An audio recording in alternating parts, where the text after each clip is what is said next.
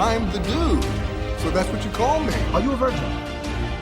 Yeah, not since I was 10. Are you there, God? It's me, Margaret. Come on to the coast. We get together, have a few laughs.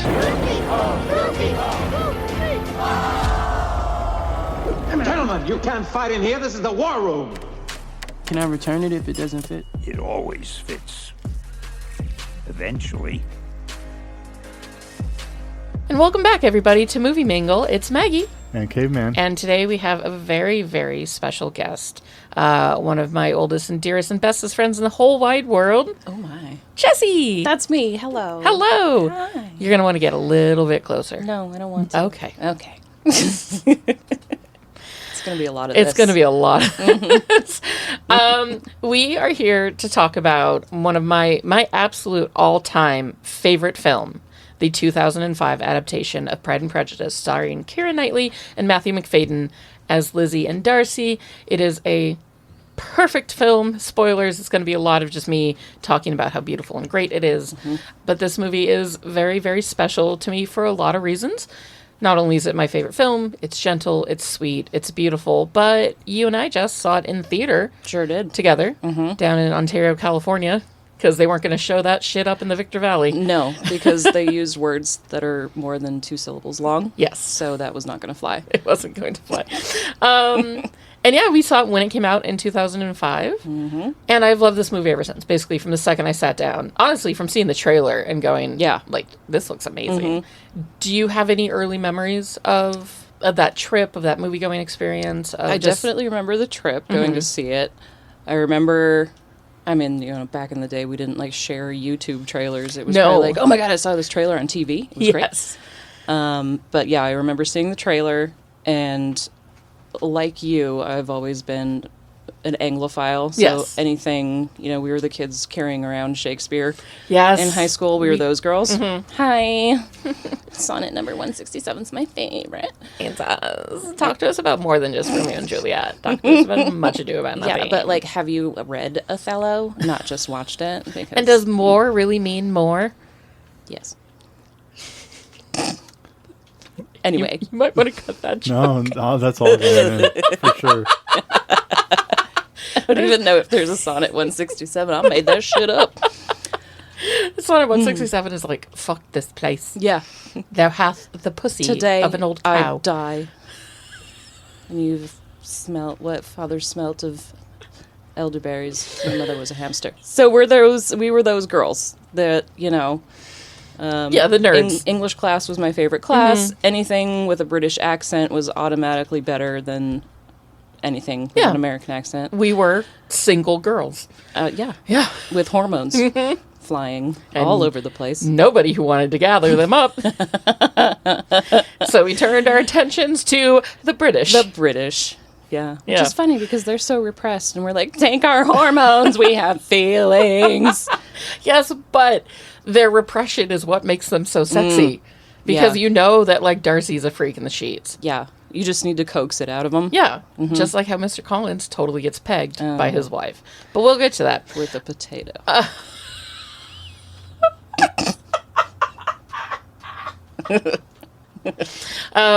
Caveman is here.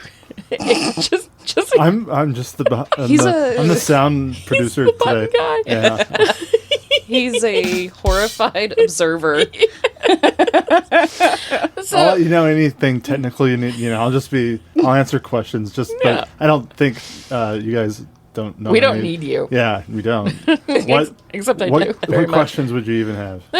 I mean, you are the one that has, you know, I can say things like, oh, that scene with the lighting is great, and you're going to have that knowledge. I mean, you're going to talk about the one-shots for sure. Mm-hmm. You know, and we absolutely want your opinion on the movie in general, but while, you know, we sort of discuss who and what Jess and I are, you're not going to hear much of Caveman because he's just sitting back. No, I'm just going to be back here laughing at everything I'm hearing.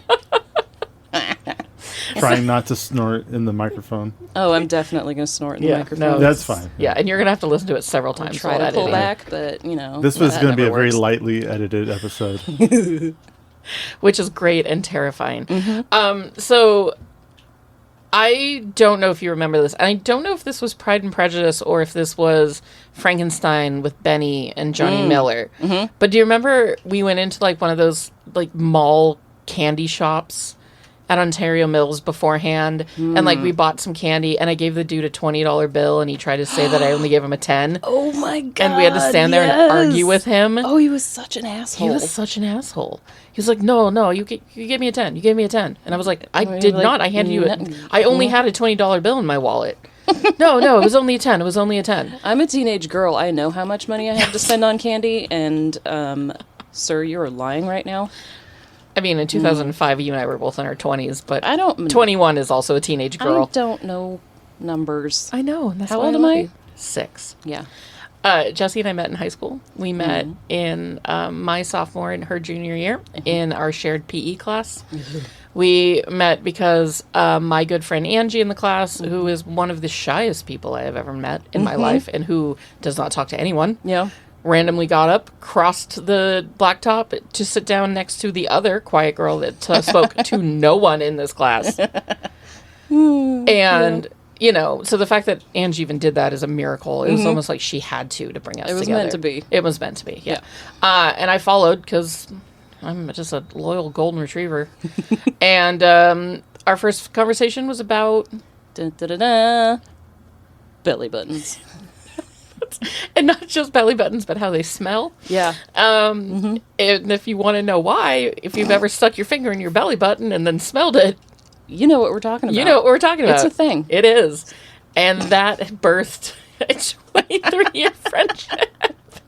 I wish I remembered the very beginning. Like, I wish I remember what Angie said when she came up to me. Yeah. Because I don't. I just remember belly button. Mm-hmm. And then it went from there. It just went from there. Yeah. I think about you every time I clean out my belly button, by the way. Same. Yeah. And I still smell my finger. I mean, obviously. Yeah, you have to. You just, it's know. It's such a foul smell. It's like, seriously, it's like a medical thing. Because, like, if you realize the smell has changed, maybe something's wrong. Yeah, right? Maybe it's time to And if you think about it, your belly button's connected to everything on the inside, right? Guts. Yeah. So maybe you're just getting a little small intestine in there. Maybe, you know those dogs that can smell cancer? Yes. Maybe it's through the belly button. Maybe it's through the belly button. That's like kind of an access point. God, what does cancer smell like? Is it sour? Oh, that is a very good question. Is it bubblegum? What does cancer smell like? I don't know. You know what? No. You know what cancer smells like? Artificial banana. Because that is basically what artificial... Ugh. You shut your whore mouth. I fucking love artificial banana. Well, you're broken. Yeah. This will not be the sweet and sour honey mustard argument. That almost broke us up. Yeah, we'll talk about that later. We'll talk about this later, but... Did I know that you like banana? Yes. Did I, give you my banana runts? Probably. I fucking love artificial... A banana popsicle is better than any other flavor of popsicle. Ugh. Ew, they make banana popsicles? Yes, it's ice cold, it's tropical, it's fruity, it's sweet, it's amazing. Then just get a frozen banana. Oh no, frozen bananas are disgusting. What is happening right now? Frozen banana. I hate the texture of a frozen banana. You bite into it and it's like weirdly crystally and then turns straight to mush. Yeah, because it's a natural product of the earth. And I don't like it frozen. I fuck with bananas. I fuck with banana bread. I love a banana milkshake. I love a banana Pride and Prejudice was directed by Joe Wright and released in 2005.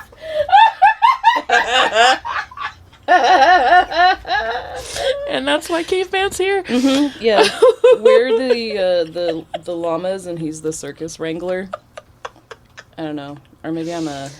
Elephant. I'm the sheepdog. You totally are. Perfect. Yes. Yeah. Just like in the episode of New Girl that we just watched. Is he sheepdog in here? No, Cece, over here. Cece, over here. Oh my god. So, yeah, Pride and Prejudice. Mm-hmm. So I remember watching this movie with you in the theater. Mm-hmm. fawning over it because how can you not? It's it's a perfection. perfect movie. Buying it as soon as I could get my hands on it on DVD, and it's, Wearing it thin and then buying a new one. yeah, literally what kind of I had to do yesterday. Thank God that years ago I had tried to watch the Pride and Prejudice DVD and it wasn't working. And so I went, fuck this, and bought a Blu-ray off of Amazon and then promptly forgot about it until yesterday when we put the DVD in. It started skipping. In the crucial, like, In the really first good, like, oh my God, scene. Yeah, the dance scene. Oh my God. And then there's some small little voice in the back of my head was like, hey, you have the Blu-ray somewhere. So we fished it out. This movie... Caveman, why don't you give us the deets on Pride and Prejudice? Yeah, we're going to take a breath. Yeah. Breathe. So our listeners can take a breath too. So yes, Joe Wright directed this film. He has also done Atonement, Hannah, the Terrible Pan movie, Yeah. Yeah. Cyrano, which I would really like I to want see. to see. Is that Peter Dinklage? That Yes. is. Yeah. Yeah. Would love to see that one. I think he also directed a Black Mirror episode. I was hoping it would tell me faster than that. That'll happen. On Atonement Oh. makes sense, though. Yeah, it really does. Yeah, Atonement's I didn't know that, but knowing it heartbreaking now, I'm like, story. yeah. Yeah. It looks like White Christmas and Hang the DJ, which are two really good episodes. Well, I mean, to be fair, this movie is directed. It is. This motherfucker is so good. The cinematography and the direction in Pride and Prejudice are stunning. And I think that this movie is divisive. It's fair to say, because Yes. there are purists who like the story, just the book by itself, which is unreadable. And I will go on record of saying that. I read it in preparation for this, Yeah. and I was surprised how fast I got through it. But I think it was just because I wanted to get through it and watch the movie instead. See, Sorry, Jane. when I say it's unreadable, I just mean the language. I have such a hard time with that flowery, like, It's late dense. 18th century English. Like, it's rough. Using 50 words to... Describe one thing. One thing. Yeah. And then there are the purists who love the BBC production that was done in 1995 with Colin Firth and Jennifer Ely, which is fine at best, and I'm going to its get massacred for that. Yeah, I mean... It's so I fucking boring. understand, the nerds that we are, we definitely understand being a purist about something. Yeah. But, I don't know, I thought it was just so refreshing. It was a modern, just more relatable take on fancy, stuffy, flowery words. How long has it been since last time you saw the BBC version? Oh, Lord. Oh, it's 'Cause got to be over 10 years. I've watched it in the last 4 months. Okay. So when Caveman and I started this silly little podcast and we started to think about, what bonus episodes we wanted to do. And I was Right. like, absolutely, it needs to be Pride and Prejudice. And absolutely Jess has to come up and do it with us. And you're here, yay. In doing so, I listened to the book, the audio version of the book by Kate Beckinsale, which is delightful. I really do love the story of Pride and Prejudice. I think it's great. I do have a hard time reading to it, but listening to it, totally fine. Right. Right. Okay. And she does a great job. And then at the same time, I was watching the BBC adaptation because it had been, decades since I'd it's seen been, it. I literally can't remember that. And so. it's so fucking boring. It is. It is. First of all, it's 6 episodes, 4 to 6 episodes long. I was going to say, it was like Yeah. an episodic Yeah, it's an thing. episodic thing. Each episode's about an hour. It's just so dry, Yeah. right? The acting isn't stellar. I'm going to just go ahead and say that right now. Yeah. Darcy comes off as a huge asshole, and less of an autistic king as he is in this movie.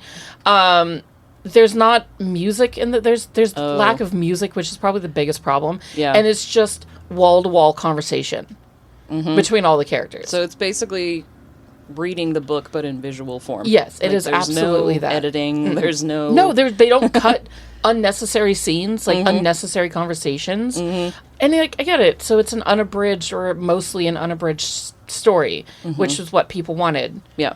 But the story is better abridged, Yeah. right? Going into the 2005 version, it is so succinct It gets in, it cuts the fat, it tells the story. 2 hours later, you're crying and feeling all of the joy and love in the world, and you're good. You're good to go. Whereas that fucking miniseries dragged on. Yeah. And, you know, Darcy was fine, and Lizzie was fine, and the girl that they got to play Jane was... I can't even remember what she looks like at this point. I remember Lizzie and Darcy. That's about it. And it's all okay. Mrs. Bennet's a psycho. Mr. Bennett sucks.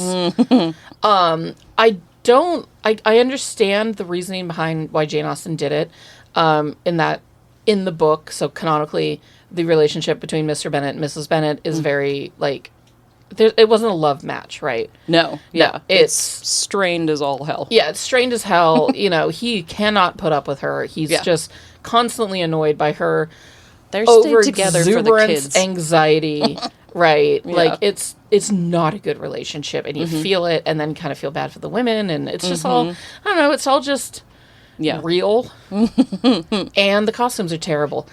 Yeah, see that? Yeah. Yeah, those big fucking hats, the high-waisted empire, like, I just... The curls framing your temples. Yeah. Yeah. Which I guess is somewhat more accurate, but, like, it's a fucking television show or movie. It's okay to be a little fantastical. It doesn't have to be, like, well, technically that pattern wasn't made until the 1830s, even though this one's... Yeah.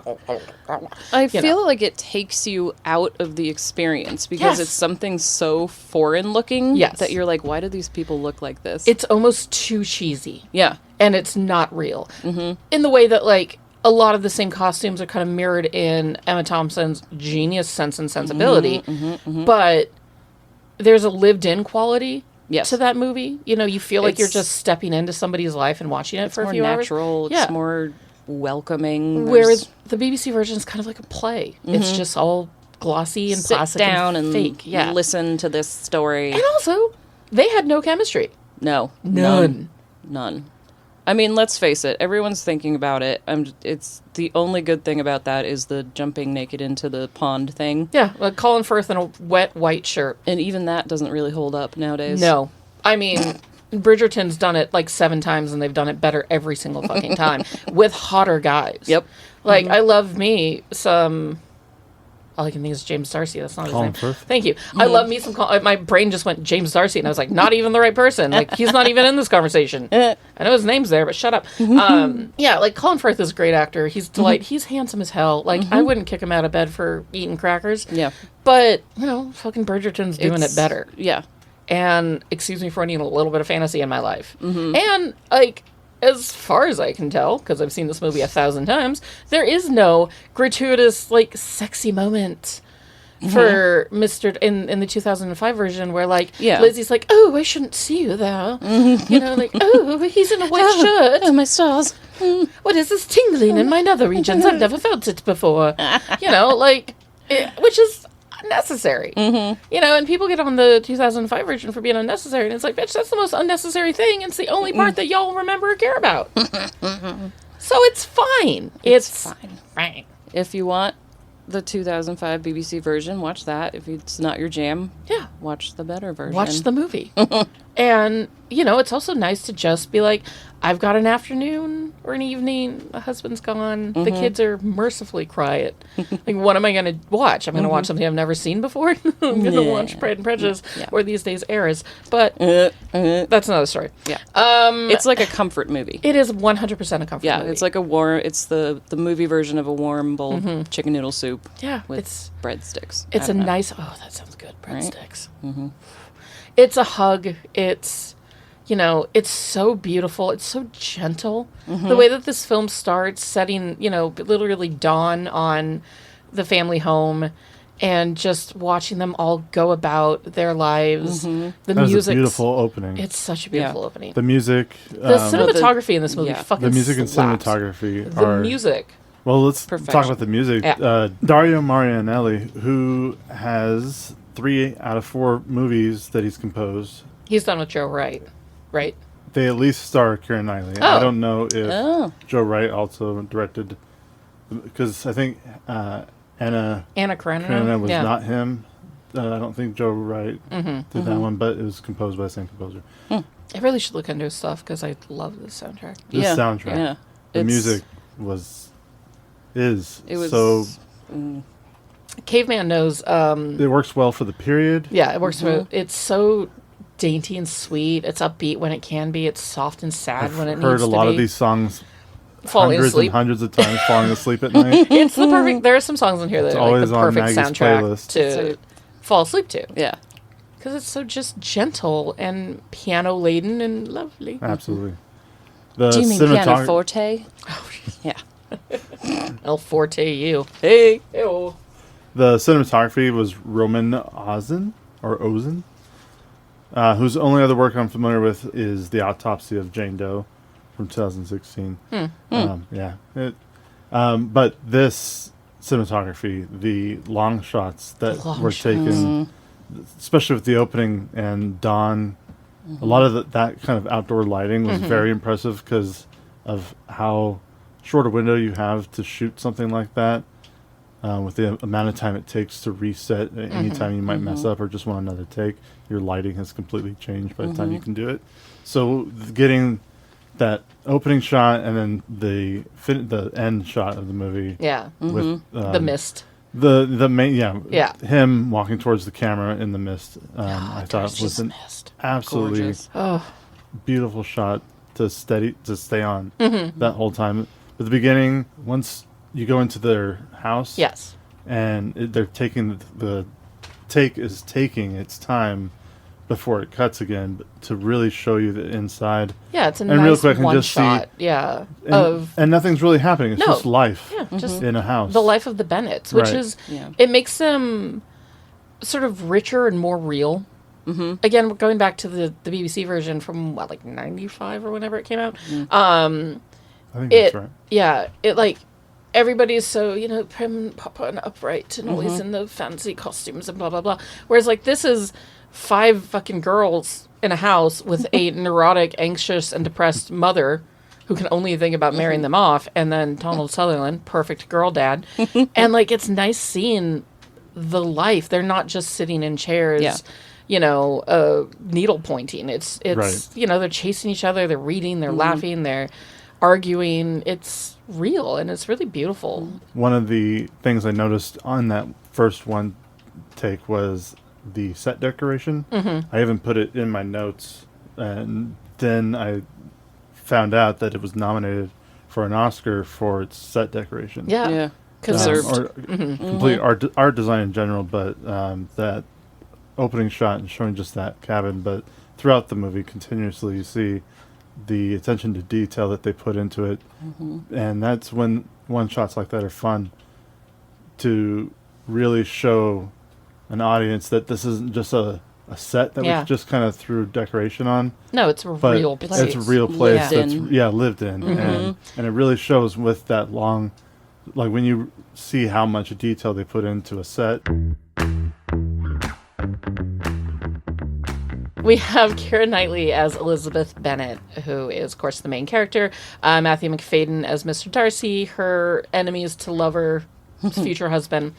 Brenda Blythen as Mrs. Bennet, and, of course, Donald Sutherland, the goat, rest in peace to the king. Peace, good sir. As Mr. Bennet, the most perfect Mr. Bennet to ever exist in any production of this series ever. I think he was my personal favorite person to see on every time he came on screen, or you saw him in the background and just watch him watch his daughters, or just the way he the character is wonderful too, how much he loves his daughters and wants the best for them, but just Donald Sutherland showing that on screen. You can feel it. He does it so well. Yeah. And we were saying the best Mr. and Mrs. Bennet couple. Absolutely. Like, they had chemistry. You could tell that they were annoyed by each other, but they still kind of had affection, and it just seemed real. Yeah, like he knows that his wife is a lot, but he sort of lovingly puts up with it and teases her about it. And, I feel like in the beginning, she's found out that Netherfield Hall has been rented out. Let it last. God damn it. And she's like begging him to go find out who it is and introduce himself, and he's just stringing her along. And then all of a sudden he's like, "Oh yeah, I already did, by the way." I saw Mr. him Bennet, yesterday. my nerves. That's actually my favorite Mr. Bennet line, is the, "Have you no respect for my poor nerves? Oh yes, they've been my constant companion these many years." And I'm like, that's marriage. That's marriage. And especially to that woman. But yeah, that's marriage. It's beautiful. And they have great chemistry. They have great love and affection for each other. It's really seen in the, towards the end of the film after Jane has been proposed to by Bingley, where they're all laying in bed talking about it. And Mrs. Bennet and Mr. Bennet are just like having this quiet moment in bed talking about like how happy they are for their daughter and thank God she's pretty and like she's gonna be okay now. And like sharing a bed. I always thought like I don't know, did they do separate bedrooms back in that day and age? Probably in the BBC version they did. Probably. The Bennet sisters are played by Jane, who's the oldest, is played by Rosamund Pike. Which I completely forgot she was in this, and when I saw her, I was just like, oh my God, Rosamund Pike. So this is where I saw her for the first time. I was going to say, I think so, the same. And just, I mean, she's one of the most beautiful women on this planet, but she's so effortlessly stunning in this fucking movie. I can't wait. Jane. I can't wait to watch, because it's on the list. I can't wait to watch Gone Girl with you. Because I have a very vivid image in my head of what, She's amazing in it. And then we have Lydia Bennet, played by Jenna Malone, the only American actress or actor at all in this film. Who, real fast, she played Jodie Foster's younger self in the movie Contact. Oh, yeah. I fucking love Contact so goddamn much. And one of my favorite shots in Contact features the... Jenna Malone. Yes. And it's this one shot where she is she's trying to get the pills to her father. In slow motion and coming, and you see that the camera was actually pointed at a mirror the whole time. Yeah. And it's this really crazy, the way they get the shot to...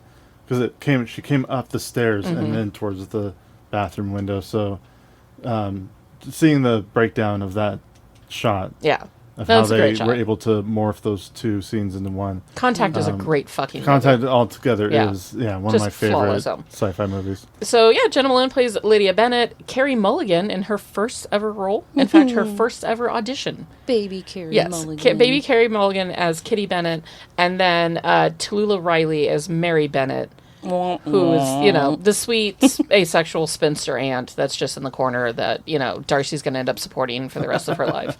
But she plays the piano very well. Mostly, she has a terrible singing voice, and she's just there. So. She's going to end up taking care of her parents. Yeah. And then once the parents are gone, she's definitely moving in with Lizzie. Yeah, she's totally just going to be, like, the ghost that is still alive that's haunting Netherfield or Pemberley. Just because it's like, fuck, it's your turn to take Mary. Yeah. Jane's like, oh. I had her last month. Wow.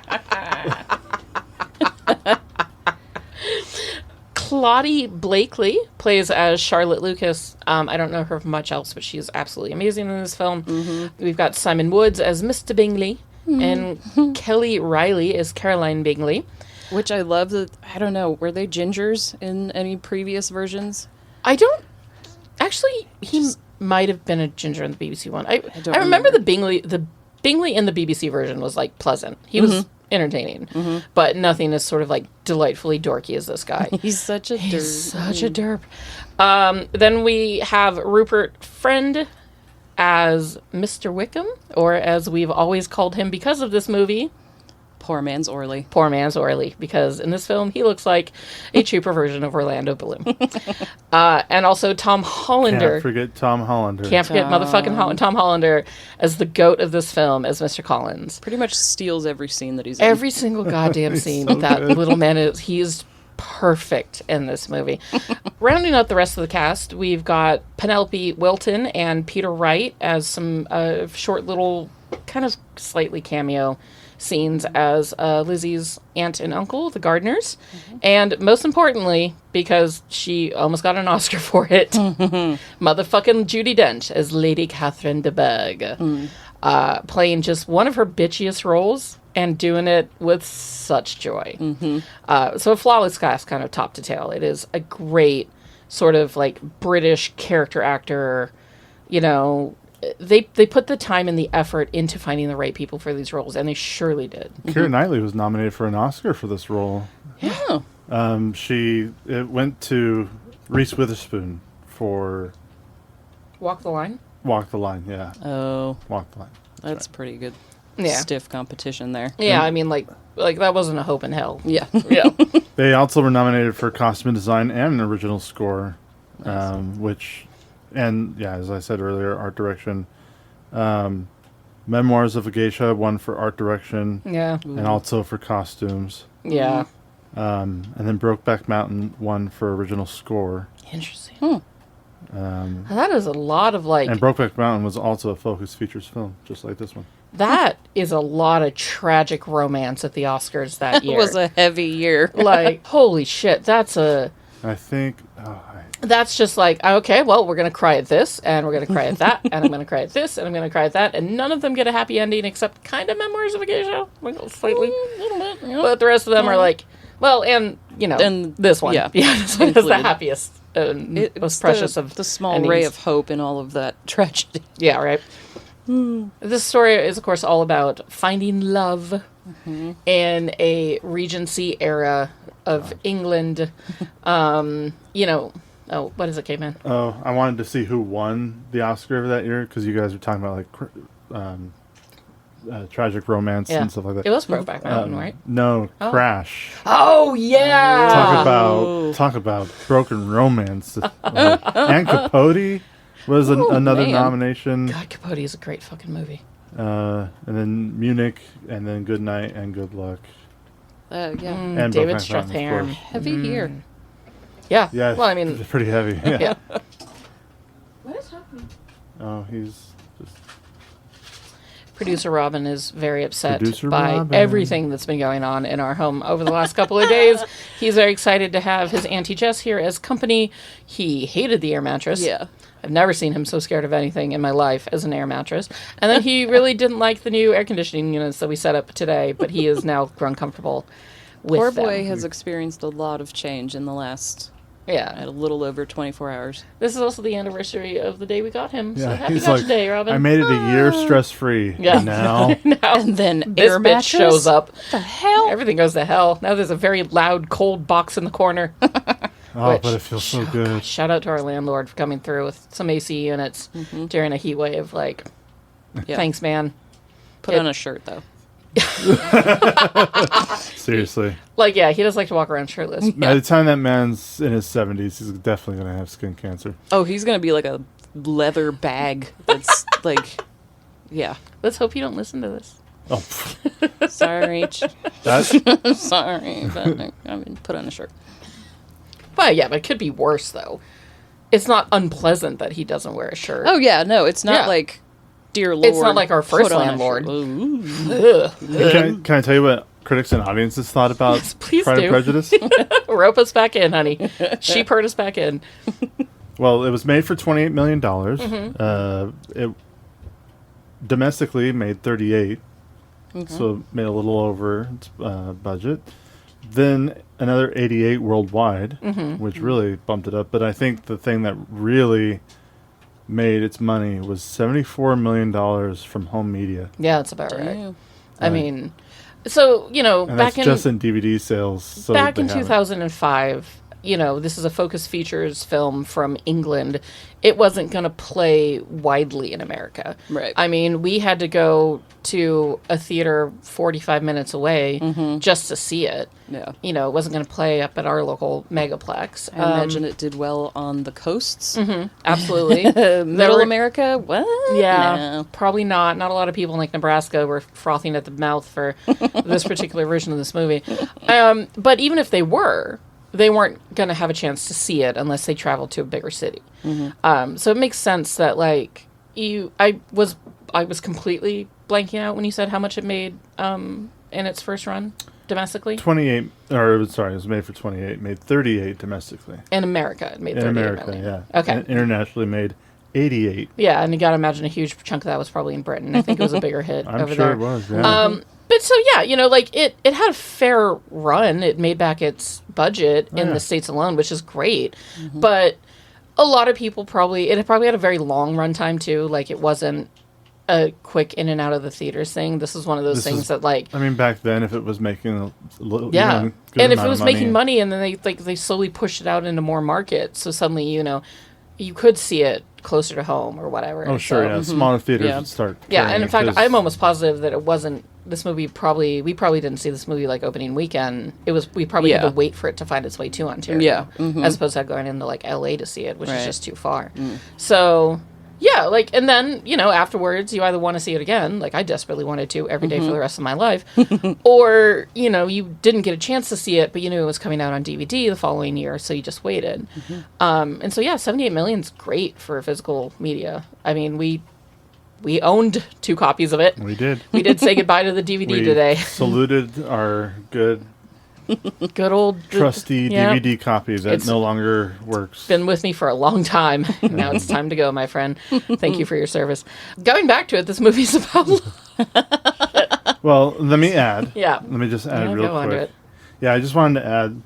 It was a certified fresh on Rotten Tomatoes with 87% from critics and 89% from audiences. Excellent. Nice. Yeah. Great run. Great movie. It was definitely well received. Yeah, I think that, and I don't remember the top,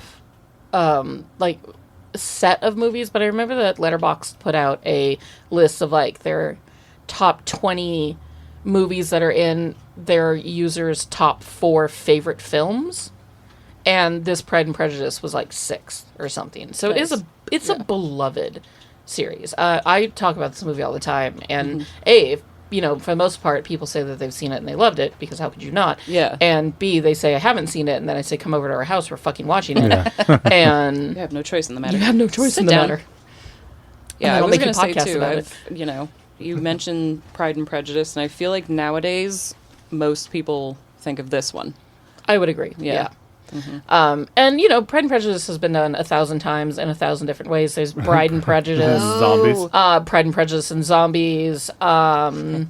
There's been a lot of, there have been some recent TV adaptations that I haven't seen but exist out there. It's a timeless story. It might be in the public domain. I don't know how those rules work in England, but I'm pretty sure it is a public domain story, so you can just run with it. I think that's how they did Pride and Prejudice and Zombies. Pride and Prejudice and Zombies is one of the worst fucking movies I've ever seen in my entire life. Really? That movie is unwatchable. Do you like it? No. Oh, it's okay if you do. I watched it. I haven't seen it in 10 plus years because I watched it on DVD after it came out. I think Abraham Lincoln Vampire Hunter is a better movie. Abraham Lincoln Vampire Hunter is a better movie. Yeah. I'm going to do that, girl. I read the book first because I walked into, Barnes & Noble? Probably, and I was like, ooh, this looks cool. And I read it, and so, of course, I wanted to see the movie adaptation, and it was not great, but it had Matt Smith in it. Yeah, it does, as Mr. Collins. As Mr. Collins. Which, so it's got one shining light that is Maddie, but Mr. Darcy had this, raspy, weird voice, and I wanted to murder his face. He was a very unique-looking individual. That's a nice way of putting it. Yeah. He was... Hold on, I'm going to pull up weird. who it is. Pride and Prejudice...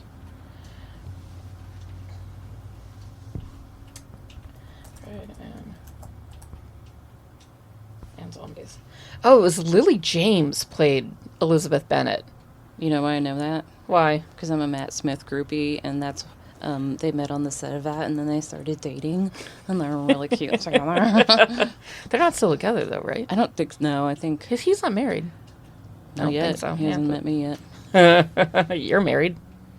But it's Matt Smith. I totally get it. Obviously. If I had a chance to meet David Tennant and David Tennant decided to fall in love with me and leave, Georgia, who actually she could come along. I'm totally fine with that. I was going to say that. Keep her around. Yeah, no, 100%. But if David Tennant managed to talk me away from Caveman, it would probably just by him being like, "Hello, my name is David Tennant. It's nice to meet you." It's nice to know that's all it takes. Yeah.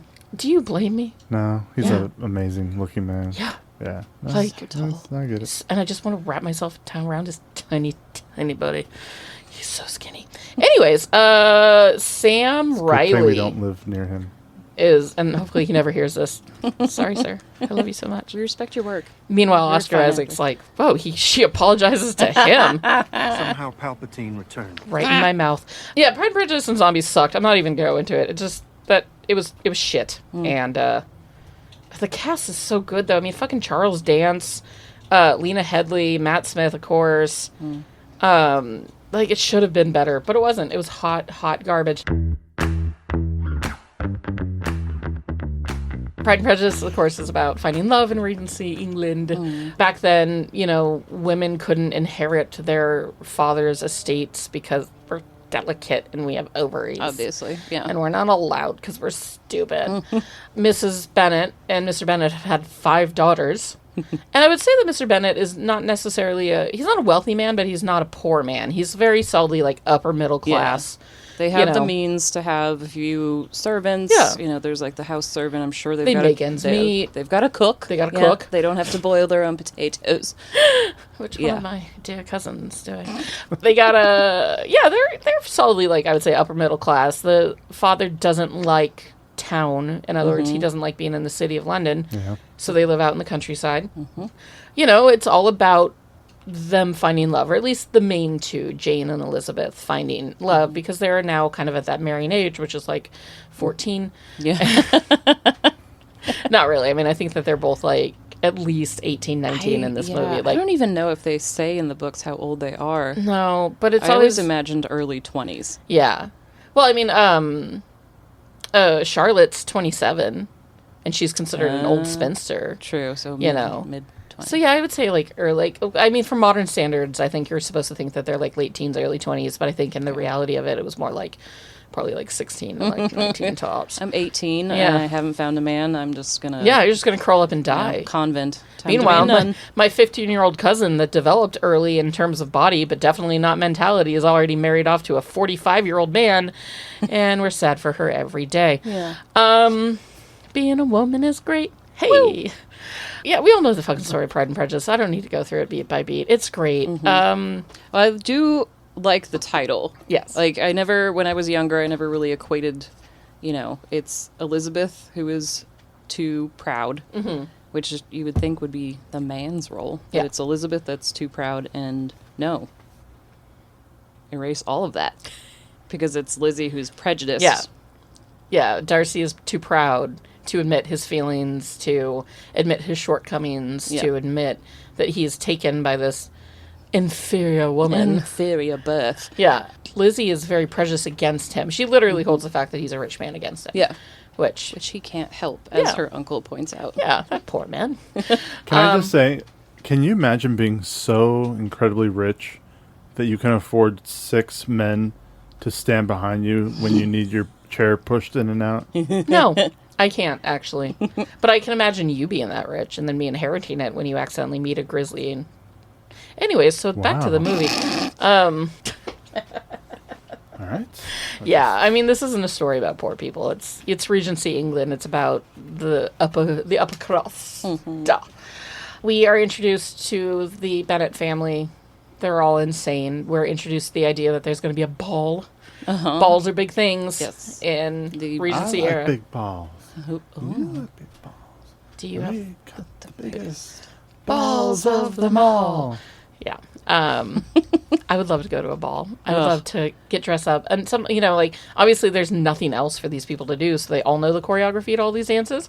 I know, that's the one thing. Yeah. Well, they're taught it.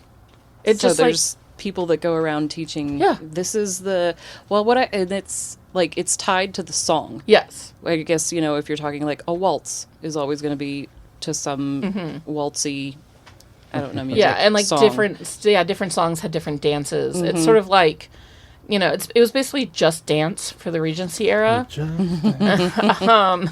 But without the Wii remote flying into the TV and breaking it on accident. Yeah. It was something that they were taught, much like, because women back then had nothing to do.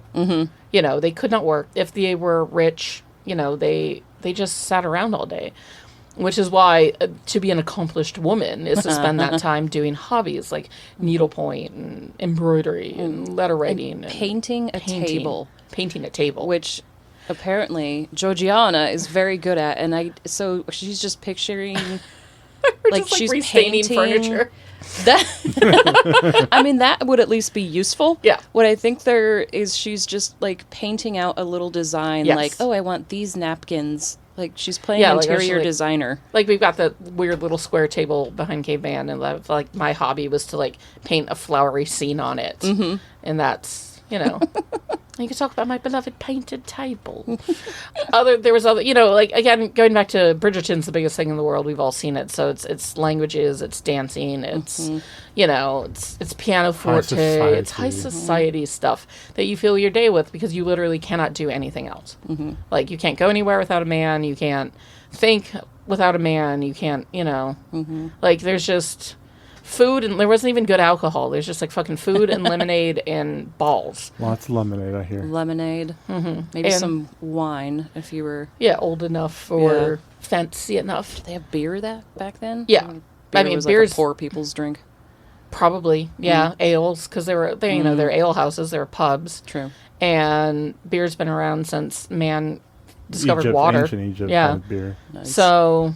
You know, but you couldn't be drunk at something like that because that's not proper. It's not proper. Yeah. Yeah. Even though Mrs. Bennett definitely pushes those sloshed at Netherfield. Yeah, but let's see where she's like walking around eating a pudding out of a cup and just flings it across some guy's cravat, and it's like, I'm so sorry. In all of my life, I don't think I knew that was called a cravat. Yeah, I'm fancy. Yeah, you are. Fancy bitch. I would love to go to a ball. I'd love to dance like that. I love. Ooh. What? Can I bring up one of my favorite Regency things is the concept of the dance card. Yes. You know, literally little card tied around your wrist, and the men would claim dances. Yeah. I think it's like a library. It's like quarters slip, on an arcade machine. Yeah. Yeah. That's a good way to put it. I love that. Yeah. So like, if you really want to... I got next with Mrs. Pac-Man. Spot number 6 is full, but come back for spot number 12, maybe? Oh, my dance card would have never been full, and I would have been in the corner of the room, the wallflower. I would have filled mine out by myself with you. And then just like hung out in the bathroom. I think a true introvert would. Yeah. Did we swing dance together first, or did we go to that country hoedown first? We used to swing dance because we were at least friends. I taught you how to dance. Right, I just didn't know. No, it was while we were still friends and before we hooked up. I remember we went to that country bar. That country bar where we held hands without Billy knowing the entire way down. Yeah. And then at the bar, because so I wasn't, and I am still not the type of person that likes going to a club. Yeah. I get there's too many people. I feel self-conscious about dancing. I feel self-conscious about being the only hobgoblin in the room. Like, I'm instantly put on... Like, it's too loud. It's always too loud. Very overstimulating. It's a lot. So I'm not a big fan of clubs. I didn't go clubbing a lot or dancing a lot. But yeah, I remember being with you in that club and just being like, this is terrible. And then we like snuck outside. Yep. Yeah. I made out when nobody wasn't paying attention. Went through my club phase. I remember. That year that I lived in Vegas. Yes. Which was a roller coaster ride, let me tell you. Yeah. I remember going clubbing with you in Vegas. Yeah. And it's like, I'm glad I did it. I know the experience, and now I don't need to do it again because it's always hot and sweaty. Yeah, and like then, you know, as a woman, you're just meant to feel unsafe because men. The ball. The first ball, which is this wonderful town dance. Everybody in town's there. It's crowded. It's hot. It's rowdy. It's rowdy. It looks so much fun. Can you imagine the smell in there, though? Oh, it would have been unbearable. Body odor. Yeah. But if, like, at that point, you just kind of become numb to it. A little nose blind. It's probably just normal. Yeah. Did they not have perfumes yet? They had perfumes, but not deodorants. Yeah. And when you're dancing around with that size room, that many people, like, that was... Wearing those clothes. Yeah, it was so fucking hot in there. Yeah. But it's where we meet Mr. Darcy, Mr. Bingley, and Caroline Bingley, Mr. Bingley's bitch of a sister. As I described it, the entrance of the rich folk. It is. Stops the party. Yeah. They walk in and then everybody just stops and turns and stares, which... Awkward. Not at all awkward. Yeah. And that is the first time we ever get to see what is truly the single greatest thing about Pride and Prejudice 2005 adaptation by Joe Wright, Darcy's mullet. It's a baby mullet. It's very fringy. It's so fringy in the back. Like, it's so unnecessarily... They couldn't just chop that off? No. Okay, this is something that's actually always bugged me. The little baby hairs around Lizzie's, Keira Knightley's neckline. I don't get it. So, the reason for that is because she had been... When she was filming... She was also getting ready to be in an action movie. Okay. Which, hold on, I've got the IMDb here. Keira Knightley was preparing for her role in Domino. 2005 while she was filming this and had already cut her hair. She had to wear a wig during the last few weeks of filming and long sleeves to hide her muscles. So, yes, the baby hairs in the back of her head are very much like, I think just... I don't even think it's the wig gone wrong because they could hide that shit. Yeah. Like, there are better wigs out there. Right. But it was definitely a choice. Mm-hmm. I don't know. I think it doesn't bother me as much these days, but I remember being younger and being like, what's going on there? Yeah, like, is it just some weird hairstyle? Is it, like... Maybe so. I don't know. Yeah. Like, I'm envisioning, like, you know, you pull it back into a ponytail and then flip it downwards so the ends are sticking out. I don't know. Yeah. It just bugged me. I would love my hair done up like that, though. Oh. Like, that's one of going back to the, like, you know, the BBC version is just so prim and proper and unreal. Yes. The hairstyles in this one are, like, achievable for the day and age. They're really beautiful. And you even get to see a scene where, like, Jane is helping Lizzie get ready by doing her hair. I know, it's so good. Sister moment. Dude, the way that this movie portrays female friendship and sisterly bonds is so beautiful. Yeah. I don't have a sister. You don't have a sister. I mean... I have you. You have me, yes. I was going to say, after 23 years, I introduced you as my sister yesterday because you practically are. Basically. Yeah. And, you know, by everything but blood. And we've decided to change that tonight when we prick our fingers and mush them together. Mm-hmm. Blood pad! And under the moonlight. Oh, yeah. Totally wishy coven vibes. Doing it. Shot of menstrual blood. Anyways, so I don't want to do that one. Thank you. Man's face. That's where the line has been drawn. I just wanted to see what he would look like when I said regular blood, fine. Period blood? No. No. It's got that extra wang. Definitely has a wang to it. Yeah, the female bonds in this movie are beautiful. I mean, it's mother and child, it's sisters, it's best girlfriends, it's, you know, the sister of my potential, you know, boyfriend, you know, who has heard all about me and is desperate to meet me and we're going to be best friends. Like, it's just all so cute and it's so sweet. There's very little women pitting themselves against each other, with the exception of Caroline Bingley. In the book, Caroline Bingley is fucking thirsty for that Darcy dick. Yeah. Like, she wants it. She wants that DD, and she wants it bad. And she also probably wants the money. Although, you know, she also comes from a very wealthy family. Yeah. But I think that in her eyes, she's just going to move from one wealth to another. Yeah. And he's still my brother's best friend. I'll still go to hang out with my family. I mean, who knows, right? But Caroline Bingley in the books is a cunt. And so there is very much, like, you get to see her being snide to all the characters. She mocks Lizzie to her face on several occasions. Just, like, blatantly. Just blatantly. And the decorum of the day doesn't allow, you know, Lizzie to say anything or respond. You know, it's very catty. But it's fun. You know, it's a different sort of female relationship. But for the most part, I mean, just showing Charlotte and Lizzie coming together after Charlotte's run off and gotten married to Mr. Collins, you know, and her best friend's in town and the husband's outside, and now it's time for the girls to, like, just sit back and catch up. Yeah. Girls' weekend. Yeah. They're literally doing what we're doing right now. I mean, you and I sat up late into the night last night on the couch talking and crying and venting and spilling all the shit that's hard to type, and it was great. It was great. Yeah. I miss you so much. Please move in with me. Okay, bye. The first time we see Mr. Darcy, we see him kind of from far. We don't see Darcy in a full, like, clear point of view until the first time Elizabeth sees him. I never noticed that until you pointed it out yesterday. Yeah. And it's always, like, from really, afar. Really and, cute. You know, he is the most shy, awkward, introverted, slightly autistic, like, sweet boy. He just wants to be loved. He has no idea how to say it. And he is instantly taken by this, like, sassy, beautiful little queen that is Elizabeth Bennet, but everything in his body and in his society says no. No. And so he just runs with that no for a very long time. Daddy wouldn't like her. Daddy wouldn't like her. I'm not allowed. You're inferior birth. You know, just something absolutely insane, like just jumping all over the place as we are. There is a Instagram user who she's a really clever woman. She animates a bunch of like scenes from different movies, and the animations are very much like. And I think I sent it to you. It's yeah, that was loud. I think I sent you the animation. It's this cute little like.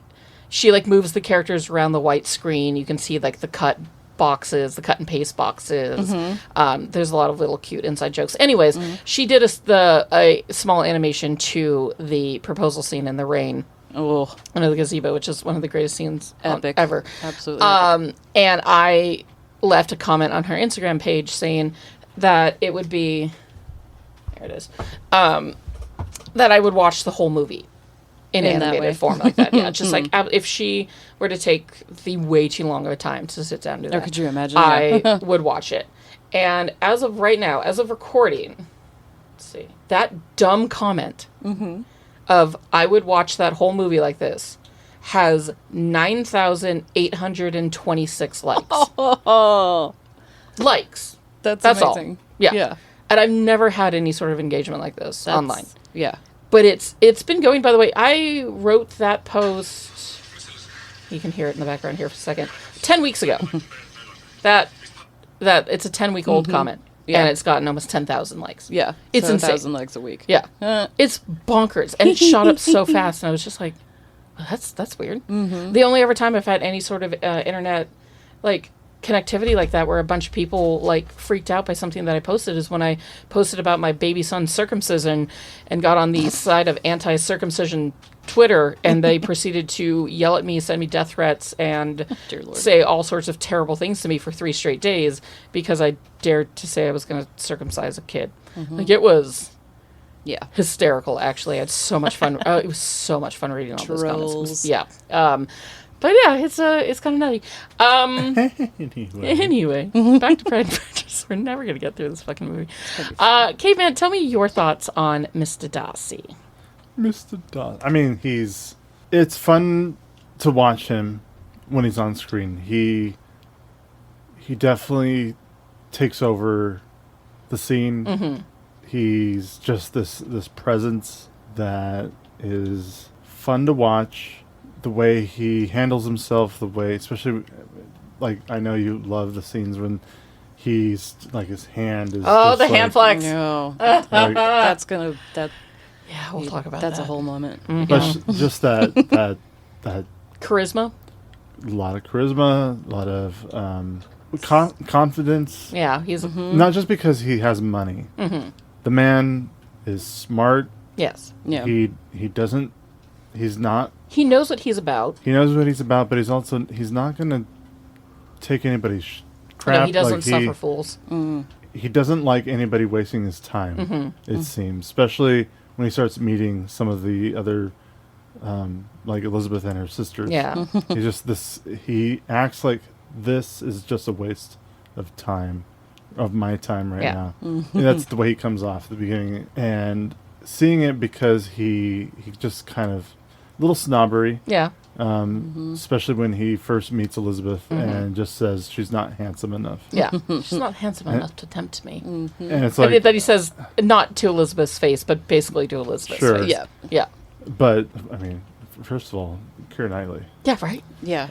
But... Man must be blind. Yeah. Especially when Mary's standing right behind her. Like... Darcy just doesn't even know that Mary exists. He's like, okay, here's a man, his older wife, hot daughter, ghost, hot daughter. But he's very similar to Elizabeth in the way that neither one of them want other people telling them who they are going to love. Yeah. And, I mean, that's a very common kind of... Regency theme for these kind of movies during that time when your spouse was picked for you. Yes, well, not always picked for you, but it was about an advantageous marriage was sought after more than a love match. It was a transaction. But all a guy had to do, including your cousin, could just walk up to you and be like, "I want to marry you," and if you say no, you're kind of looked down on. Yeah, you're shunned because you said no. Or your cousin walks up to your mom. Your cousin walks up to his aunt and says, "Yo, which one of your daughters can I marry? The oldest one is hot." And your mom goes, Actually, the oldest one is kind of taken. We hope She's like Fingers semi-engaged. But her younger, the next one over, is also almost as pretty and single. What about her? And then your cousin goes, yeah, that's the one. That sounds good. I'm going to hit that. And that's Mr. Collins. Oh, Mr. Mr. Collins. Collins. But, also, that's also the man who's going to inherit the Bennett estate when Mr. Bennett dies, because he's the closest living male relative. So logistically, logically, it makes sense. And maybe logistically. Yeah. It should have been Mary. I'm happy for Charlotte, but Mary should have married Mr. Collins and just she stuck was in the the family. one person who seemed like she was into him. Yeah. Yeah. She was actually sweet Like, interested. cousins, yeah. Oh, he wants to read to us for an hour or two? I'm down. Oh, man. Donald Sutherland's face reaction With Tom Hollander's when he says 1 or 2 hours of reading, he's just like, good God, no, please. This is where my night's going. Desperately wanting to have the if I ability just to sleep die with my now, eyes open. how many of my daughters can I take with me to save them from this horror? Not the Murder, wife. suicide. Yeah, just I'll definitely take Lizzie. Jane can come. Yeah. Maybe Kitty, not Lydia. He can't stand Lydia. And Mary's still just the ghost living in the fucking corner. Although now, thinking about it, remember his erection drop?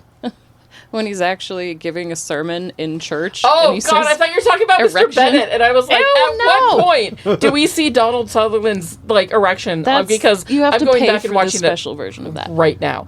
So just to put it out there, I was making these two laugh yesterday talking about it. From the time that man was legal up until his deathbed, I would have boned Donald Sutherland. That's just a fact about me. Yeah. That man was hot from day one to the last day. And I ripped the king, my love and thoughts, sorrows and prayers going out to his family. But I would have fucked that guy if given the chance at any age. Finding out that you would have done that doesn't surprise me anymore. It shouldn't you? We've been together for almost 20 years. Are you ever surprised? Not about stuff like that, because I know where the line is. Yeah. Because of the Lord of the Rings. Yes. Yeah. I know who you will and will not, and the will not is such a small list. 4 people. In the entire cast. The entire cast of the Lord of the Rings. Let's find out what those 4 people are. Well, I want to see if I guess correctly. Yeah, go ahead. No, I'm just going to keep it in my head. Are you sure? Mm-hmm. Okay, wait. Okay. Oh, no. At least one. Tell her one that you think right now. The characters in the movie or no, the actors? Okay, the actors. Oh, man. Yeah. One of them is because of his character in the movie, though. Wormtongue. Oh, no, he's 3rd on my list. Oh, you're so weird. It is. Denethor. Yeah, Denethor, absolutely not. No. Okay. Gimli, because he looks too much like my dad. Oh, so John Rhys Davies is out. Christopher Lee, because he was too old. Although, you say that, but then you just talked about Donald Sutherland. Yeah, but Donald Sutherland was Donald Sutherland. Christopher Lee was Dracula. He didn't age quite. He got kind of shriveled. Yeah. Yeah. And he's just not my cup of tea. I appreciate him as an actor, but I don't look at him and feel things. That's 3, right? Liv Tyler. Man, I'm actually a little surprised by that. I just can't fucking stand Arwen. I just can't. I can't stand her. I can't stand Arwen. Really? Yeah.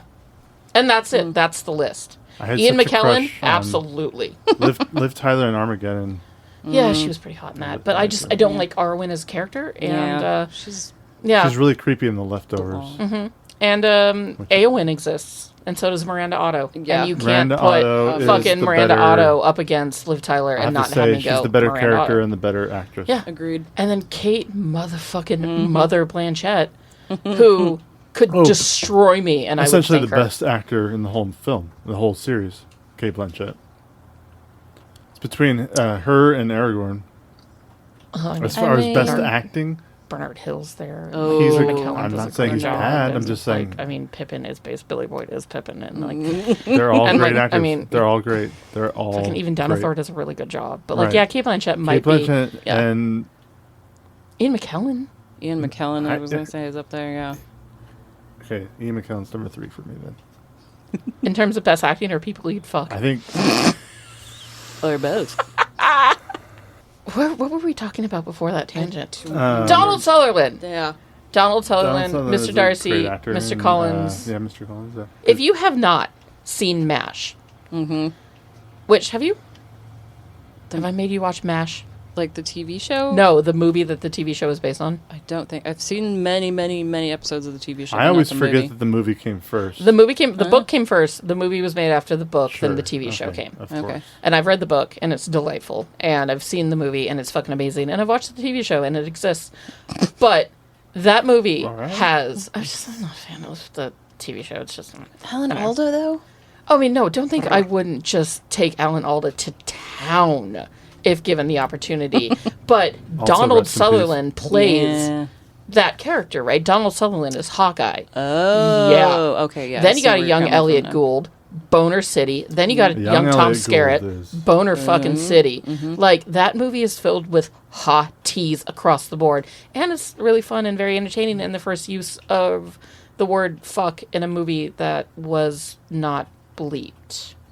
Pretty sure MASH is the first usage of the word fuck in it.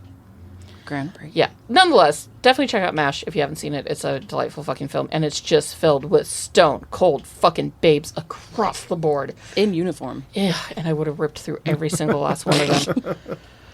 Donald Sutherland. Donald Sutherland, rip to the king. We love you so much. He did this role because Joe Wright was like, you're the perfect dad. You remind me of my dad. Like, you're a great dad. Please do this. And he was like, I guess. Like, and then he got to set and just had, all these women fawning over him, all these, and by fawning over him, I mean, like, creatively. No, right. Not like the way I would fawn over Donald Sutherland. But respectful fawning. Yeah, like, he was their dad, and so they treated him as such, and he just got to enjoy, like, the chemistry that this cast has amongst each other, all the sisters, the mom and dad, Elizabeth and Darcy. Like, even Mr. Collins has great chemistry with everybody in a completely different and weird, creepy little way, because Tom Hollander is such a good fucking actor. And every time he's in anything, I'm not only supremely happy, but all I can think is, what an excellent boiled potato. Probably the best acting I've seen come out of Keira Knightley and Matthew McFadyen both is the proposal scene during in the rain. I was going to go scene in the rain. What did I write down? I was not quite sober, so I wrote the rainy pergola scene. I don't know what a pergola is. I think I was going for like gazebo. Gazebo. Actually, I wrote stone gazebo. The rain, the gazebo, the scene, the need to kiss, the inability, in larger letters. And then I wrote, he is so dumb, because Darcy is so fucking stupid. I wrote, is this sexual tension? Like, they're both experiencing it for the first time. Like, oh. So if you... Jesus, I love you so much. I'm so glad you're here doing this. If our wonderful listeners have not seen the 2005 Pride and Prejudice recently, first of all, go fucking watch it. It's perfect. But secondly, at least pull up the failed proposal in the rain, because those two act the shit out of it with each other. The rapid chemistry, fire back and forth, the yelling, the chemistry is so thick you can practically taste it, and it tastes like chocolate pudding and strawberries. But more than anything, there is a moment where they almost kiss, and it's not that it's like a moment where, I mean, their lips are centimeters apart, and then one of them pulls away with a no, it would be improper. No, like, they are staring at each other, and Darcy looks at her lips. You see his eyes drop to her mouth, and his mouth opens, and he leans in, and she leans in, and they're staring at each other, and they're staring at each other's lips, and they're staring at each other, and the sexual chemistry, it's palpable. It's so hot.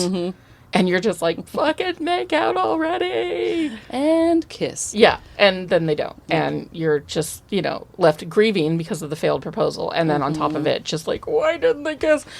I remember seeing this great TikTok. Again, probably something I've sent to you in our many... Because these two people, listeners, are the people I send the most, like, Instagram reels and memes to, and vice versa. So there's been thousands over the last couple of years. But... there was one where this woman was portraying, like, being a reader who was reading Pride and Prejudice for the first time. Because this book came out in the Regency period. Like, this is a contemporary book for them. Yeah. And they were like, she's sitting there and she's reading the book and she's reading it out loud to her friend, and they're reacting to the failed proposal, and they're just both like, oh, Darcy got slammed! Like, oh, can you believe it?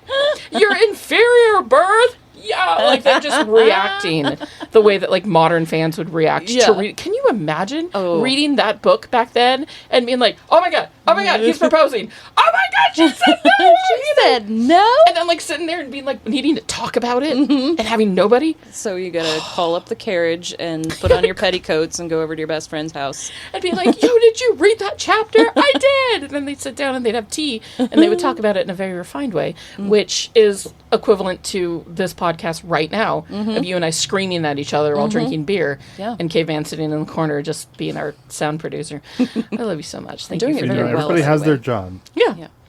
Isn't he just the best? I mean, obviously. Yeah, like I've known this for many years. I know. Yeah. Oh god, I'm so happy. I also saw his butt today Yes, you did. on camera. Yes. But it was a fine specimen. Yeah. No, believe me. I wouldn't kick it out of bed for eating crackers. That's all I'm saying. I think I'd kick somebody out of bed if their butt was eating crackers. Oh. That is a very, very interesting visual.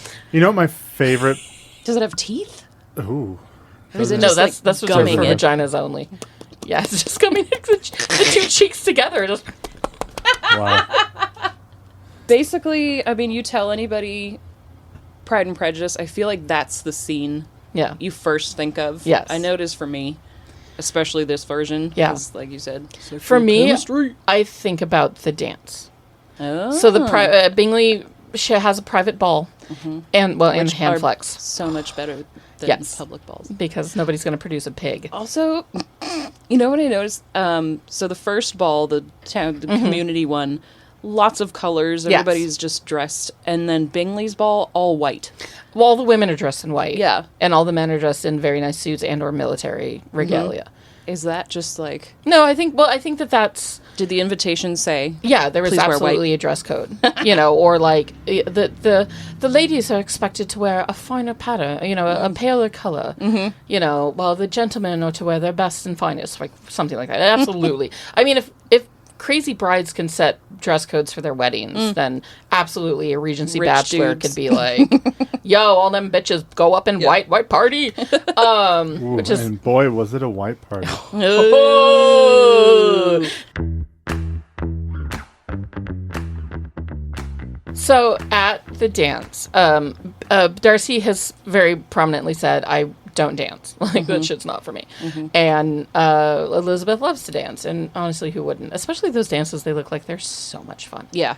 I fucking love dancing, choreographed dance. Like, you don't have to, like, freestyle it. It's amazing. Everybody looks great. When Mr. Darcy asks Elizabeth to dance with She's us. fleeing She's fleeing Collins. from Mr. Collins. Yeah, literally runs into just a wall of man that is Darcy. I like the literally running into the wall and then it panning upwards. Yes! Is that to contrast Collins's height? I think not only just the height, because Collins himself is a very small man, but not only just the height difference between Collins and Elizabeth and Darcy, but I think it's just funny because they're like singly like set, like Charlotte and Elizabeth want to get away from Mr. Collins, Right. And like they're not paying attention, which is why they literally run into the wall of Darcy, right? Mountain of man. Oh God. The mountain I would climb.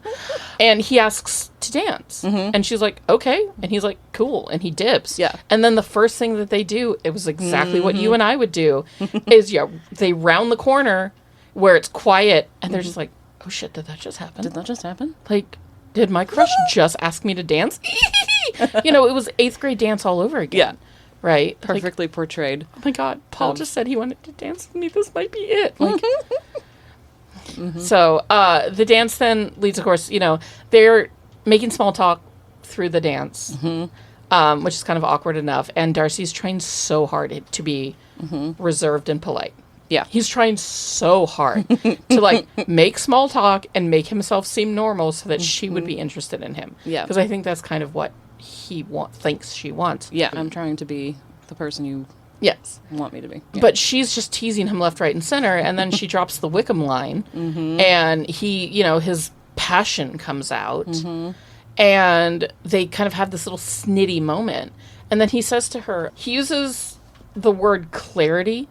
He says something to the effect of, like, thank you for the clarity to her. And that's when the scene cuts from them being in a crowded room with a bunch of other dancers to just them by themselves. Them alone. Which is literally the clarity of what he wants and what she wants.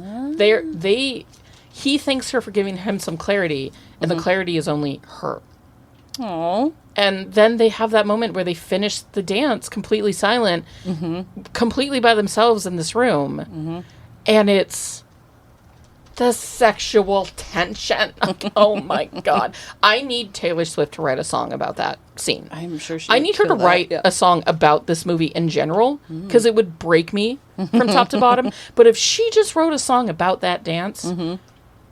Fucking... It would be amazing. It would be... I would get it tattooed on my face. I could not handle how fucking good that is. Yes. That dance scene, what I wrote in my book was a giant, like, sobbing face. I was wondering what that was. Then I had to, like, write around it. Because that scene, it's just so fucking good.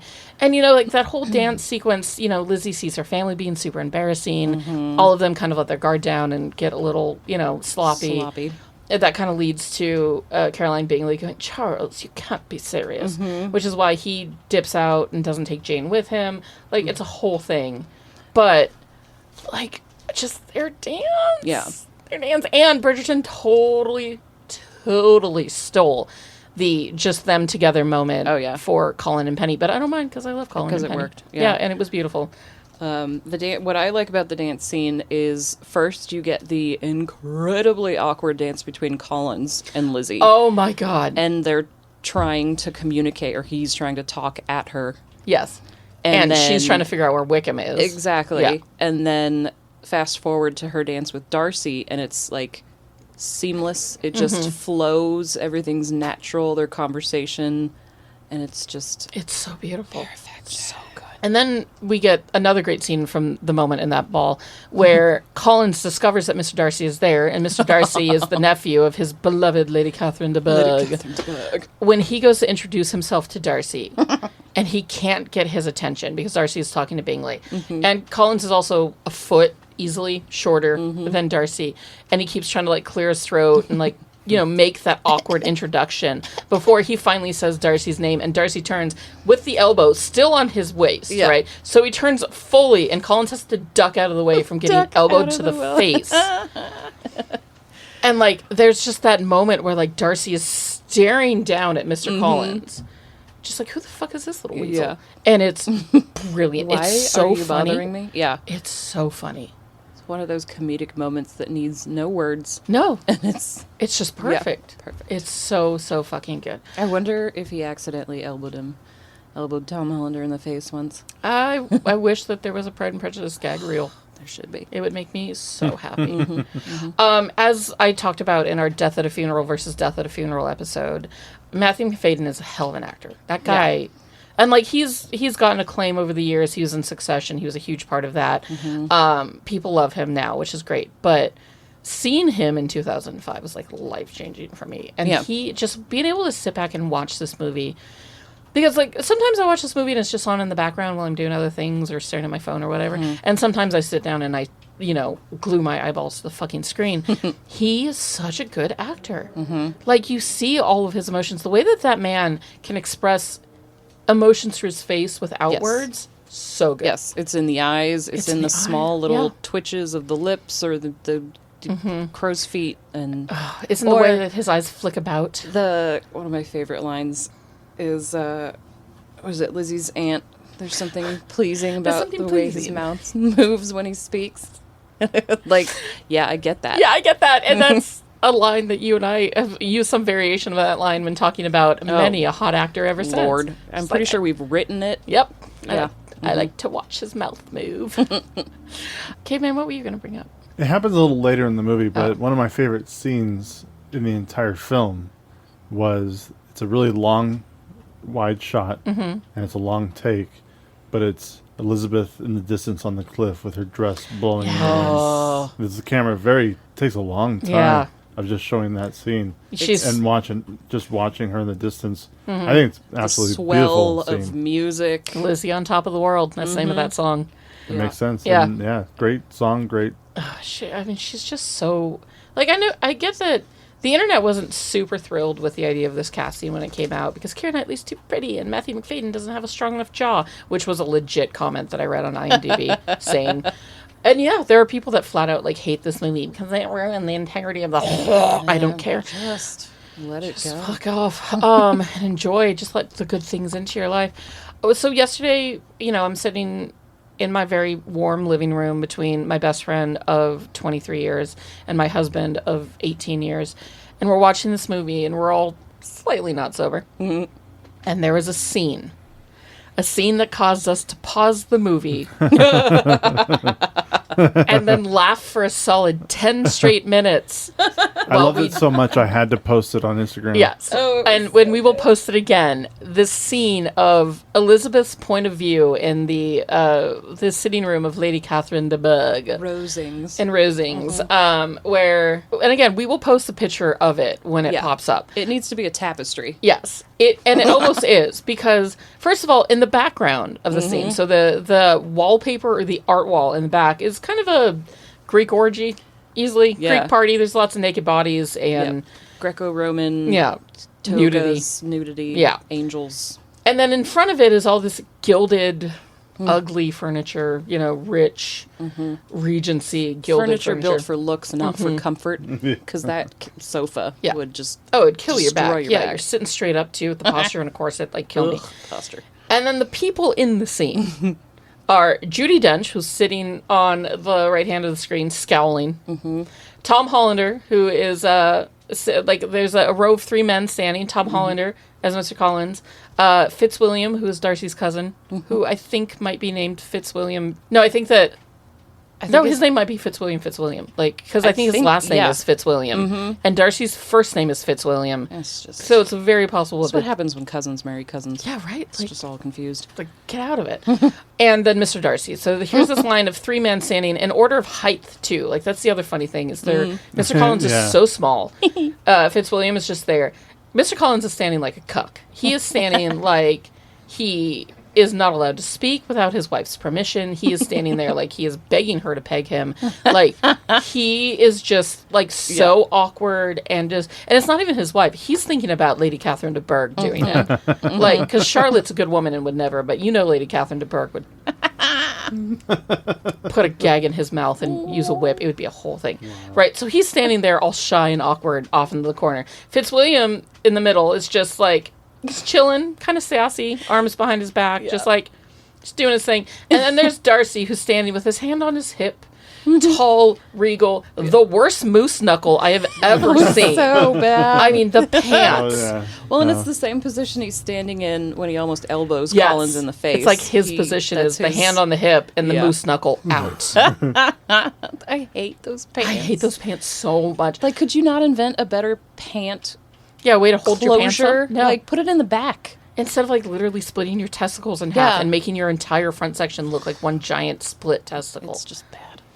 And then, sitting on the couch, we have Lady Catherine de Bourgh's daughter, who is mousy, sickly. I can never remember. Yeah, mousy, sickly, won't ever have kids daughter. Future Mrs. Havisham. Yeah, right. And she's supposed to be, Darcy's future wife, but, she looks at us like a stiff breeze would murder her. Pretty much, yeah. And then sweet, sweet Charlotte, who's staring at her friend, just I'm so sorry for getting you into this, Jesus Christ. And I don't know if it was because we were all a bit not sober. And I don't know exactly what caused us to pause it. I mean, probably just us seeing that and laughing. Funny. But we laughed for 10 straight minutes about just... England, a portrait. The portrait of England. Absolutely. It's so funny. Just how repressed they all are. You can see the repression in the characters. Yeah. But on the back, splashed in large colors, there's nudity and sex and bodies and gods. And in front of that is all these people that are sitting there so proper, so behaved. I don't even touch myself when I wipe. It's ridiculous. ridiculous. And God, was it fun. That is something I will remember with you two for as long as I live. It's just that fucking picture and how hard we laughed. It was a beautiful moment. When Elizabeth first sees the Darcy estate. Best reaction, like most honest, best reaction ever. Yeah. Just a nervous and amazed and completely bewildered aghast. And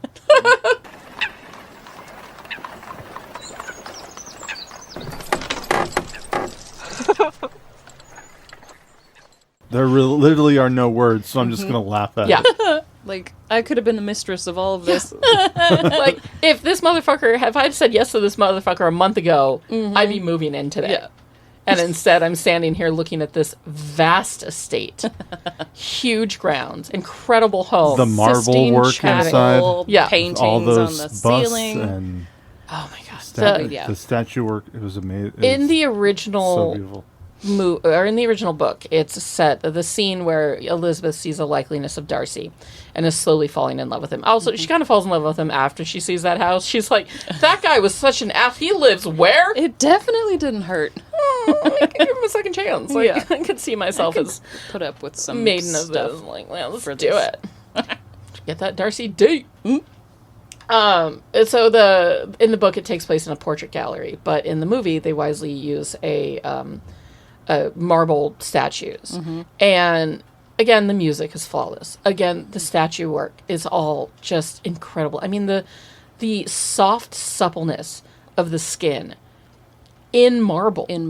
Right. Rock hard marble, substance. But you can see like dimples and veins and I'm always amazed by the ones that have veils over their faces. A veiled marble statue. So beautiful. It looks like a person wearing a veil. Yeah. And I've always been a fan of that sort of look. I mean, because it's just the artistry, right? Like, how do you do that? No, like, it's insane. Like, they did not have Dremels back in the day. No, they like, were that's all just hammer and chiseling it, and a lot of sandpaper, fluid and just perfect. It's insane. It's why they're masters. And then it cuts to the Darcy statue,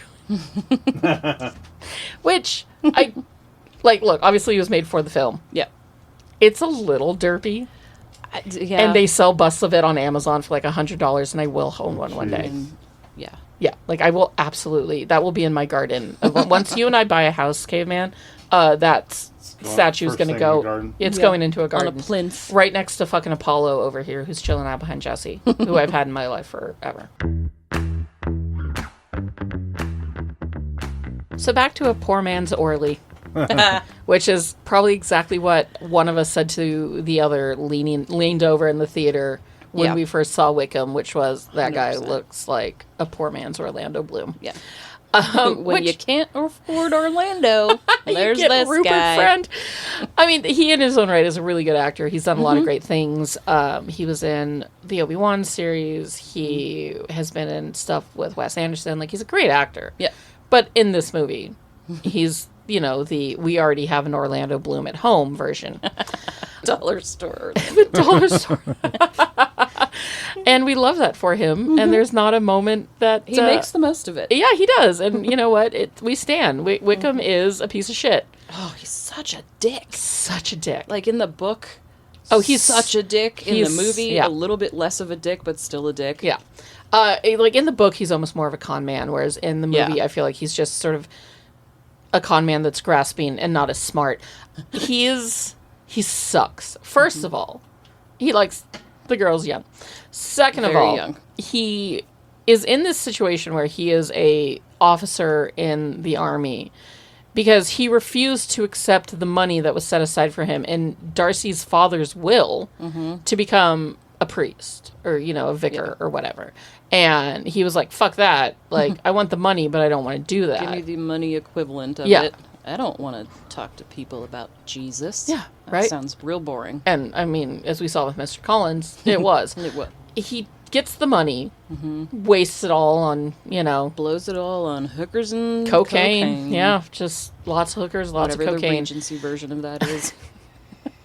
Hookers and cocaine. Snuff. Yeah. What did they do back then? Oh, no, I mean, I think they still did coke to an extent. Probably. Well, I mean, they used it for like medicine and stuff. I don't know if they were doing it like recreationally. Well, opium. Yeah, no, it was probably opium and hookers. Yeah. Opium and hookers.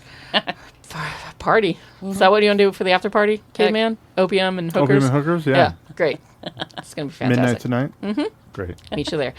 And, you know, basically the rest of his whole journey is to just get the money he feels that he's owed, but unjustly. Yep.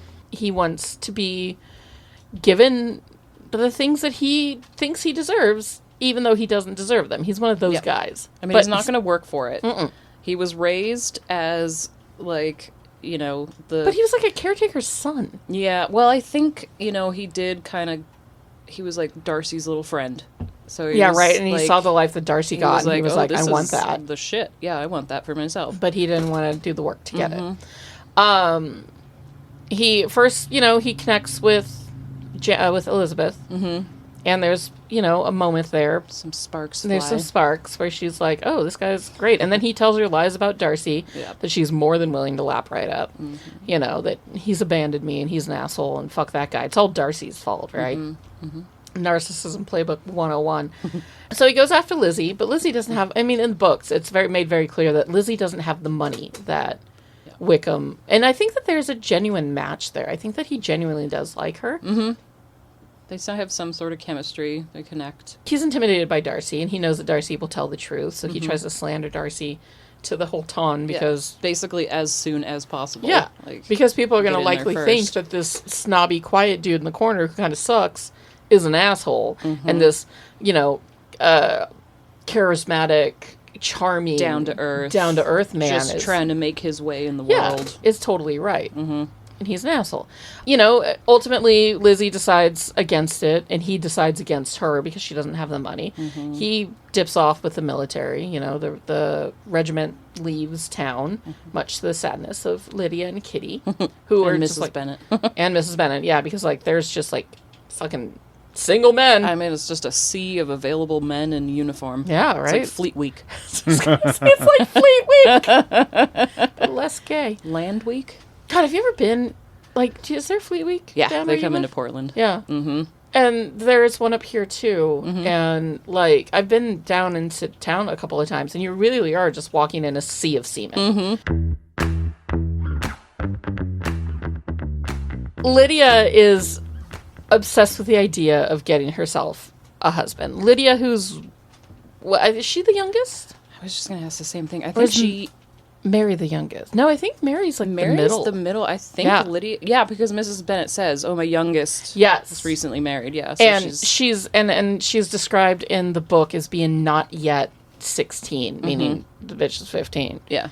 Wickham decides to run off with her, right? Like, thinking that somehow he's going to get money out of this, which ultimately he does, mainly because Darcy's got to go pay him off so that the marriage is... I think so that it happens. Yes. Like, Wickham runs away with Lydia knowing that, you know, her parents are respectable people. She's not just going to let her be They're going to pay me money. They'll pay me to marry her to make it legit. Yeah. And not find their own. Basically, he's trusting that they're not going to let their social standing go to ruin just because their daughter's fucking 15 and this predator is preying on her. Ran away. Like, Jesus Christ. I mean, the guy's easily... predator. Yeah, right? He's, 23? It's just wrong. It's uncomfortable. It's a different world these days. Back then it was acceptable, and now it's just like, ugh.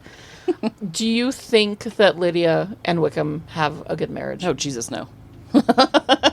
And I think you get the sense of that in the scene. You know, they're leaving. They're leaving the Bennett's house. The Bennett's house, and Lydia's leaning over the back of the carriage. Bye-bye, Papa. Yeah. Goodbye, Lydia. And then he, like, pulls her down. He, like, sit down, you're being an idiot. Yeah. And she's like, ah! And I think that is what their marriage is going to be. I've never read Death Comes to Pemberley. Have you? No, I tried to. Yeah. I know that there was a halfway decent miniseries that was done with a kind of a respectable cast. Okay. But it's not available on streaming, so I've never seen it. Bummer. But I think he's the death. I think he's the one that dies at Pemberley. And then it's like a murder mystery to figure out who killed Wickham, even though everybody who ever met him has the right. Welcome back, Caveman. Oh, hello. Hi. We were talking about Wickham. Do you have any thoughts on Wickham? Dick. Such a dick. Such a dick. Such a dick. And I bet with a small one, too. Oh, yeah. He's definitely overcompensating for something. Although he's pretty hot. I mean, he is poor man. Sorry. I love the scene in the ribbon shop where Lizzie just, like, blatantly checks him out. Like, her eyes travel from top to bottom. She's like, okay.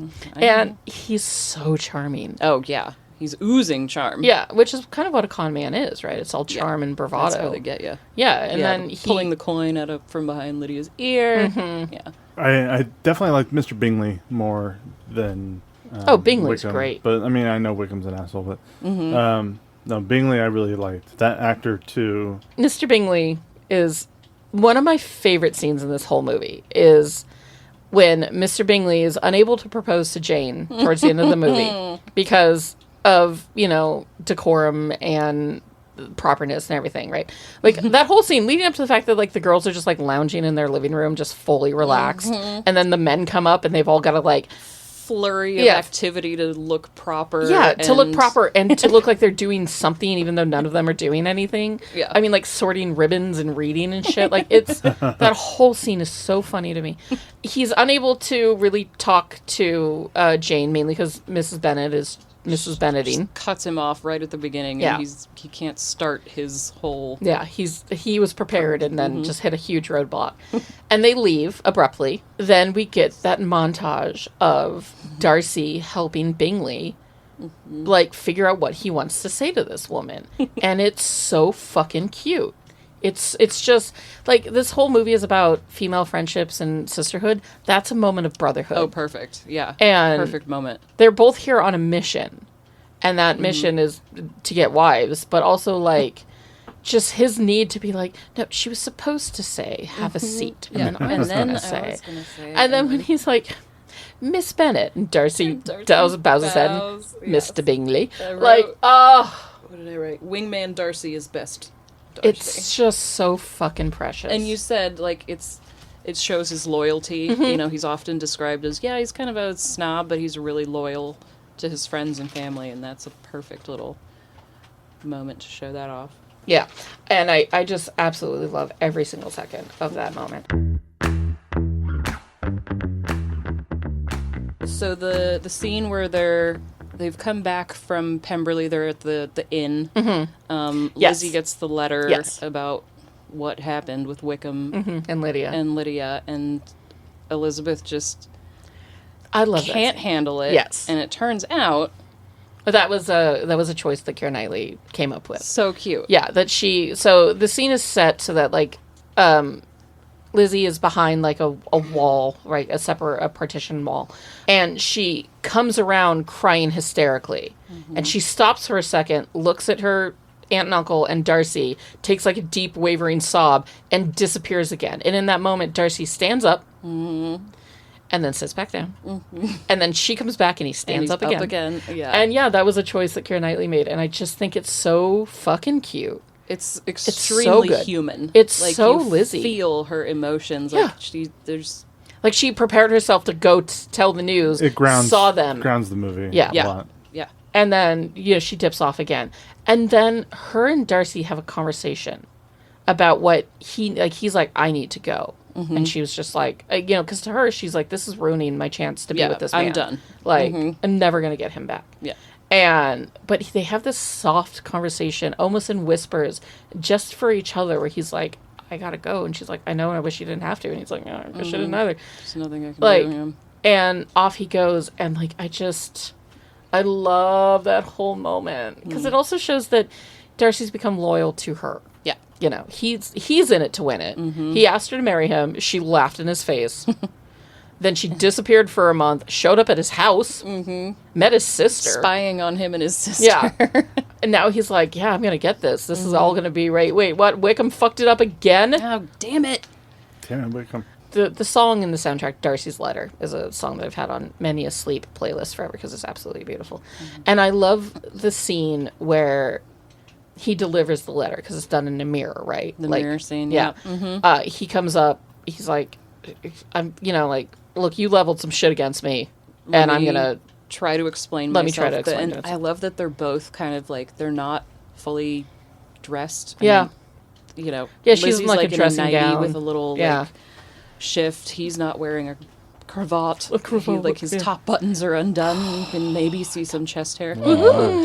And it's real. Yeah, and it's real. And then when he leaves the letter and then she whips around and he's gone, almost like he was never there in the first place.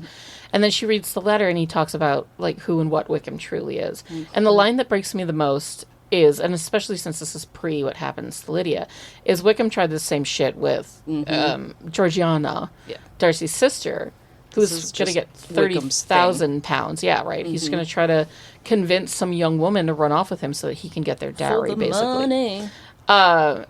And he talks about how devastated she was, and the line was, she was only 15 years old. And it just hurt, because, like, you and I have been 15-year-old girls and had our hearts shattered by a dumb older man, or even just a dumb older boy. Yeah. Like... You know that pain. It's like soul-crushing. Yeah. And then you, there. like, fairly soon after that, you actually see her. Yes. And she's just this perfect little angel baby with blonde ringlets who loves her big brother. And it's like, oh, fucking. And she's teasing him. She's like, oh, he he says you play very well. And Lizzie's like, the fuck is this guy talking about? I'm terrible. And like, and he smiles. When he's Darcy's like, smile. yes, quite well. And then they just smile at each other and my whole heart can't take it. Like, oh my God, I love And then the little look, Georgiana's like, oh. Yeah, Georgiana's like, yeah. My brother likes her. I'm going to tease him about this. Oh, it's so fucking sweet. And it's those moments, you're right, that ground the movie, that make it real, that give these characters depth, right? That, again, I don't feel is there in the BBC version. Because it's very much like, it's more play, it's serious. Yeah. And there isn't moments of, like, gentle teasing or, like, loving connection. It's all just very straightforward. Yeah. And maybe a modern audience needs those. You need to feel connected to these people. You need to feel like they're real, that they're human, in order to really care for them in the way that, you want Darcy and Lizzie to get together. Like, you yearn for it. And every time it does, it's like the first time all over again. You're just like, she said your hands are cold. Little, and it's beautiful. Lady and Wickham are discovered by Darcy. He pays them off. They fuck off to the north of England. Newcastle, wherever that is. It's in the north of England, lady. Look at a map. I love the scene where Kitty is like, oh, can I come visit you? And her dad immediately is just like, absolutely out of the question. Shuts it down. No fucking way am I letting you... and he's staring at Wickham when he says that. There's like, no fucking way you get to take another one of my kids. And Wickham, like, fumbles with the fork or something. Yeah, because, like... Yeah, that man wanted money, and he was a con man, but now he's staring down the barrel of Donald Sutherland and pissing himself. He feels very small. Very small. Jane becomes engaged to Mr. Bingley. Mr. Bingley. Which is great. And then in the middle and the late night, after everybody's gone to sleep, here comes the arrival of one Miss Lady Catherine de Bourgh, who has been told by Mr. Collins... Because Mr. Collins... Rumors abound that Darcy and Elizabeth are engaged. And that can't happen because Darcy has been long betrothed since infancy to her sickly daughter. Poor daughter that's going to die any day now of typhus or whatever the heck she has. Yeah, the daughter's just one big giant walking disease, right? Like she's not going to live. She's never going to be able to bear children. She's not going to live the winter. It reminds me of The Secret Garden. I fucking... Keeping the sun inside, and you can't let the sunshine in. You can't... The spores. The spores! You can't breathe the air because of the spores get in his lungs. Yeah, that's... Poor fucking sickly British children whose only fate's to just sit in the corner and writher away. So first of all, Lady Catherine de Bourgh rolls up and is like, you're going to marry my nephew, and that's not cool. And Lizzie's like, the fuck I am. This is the first I'm hearing about this.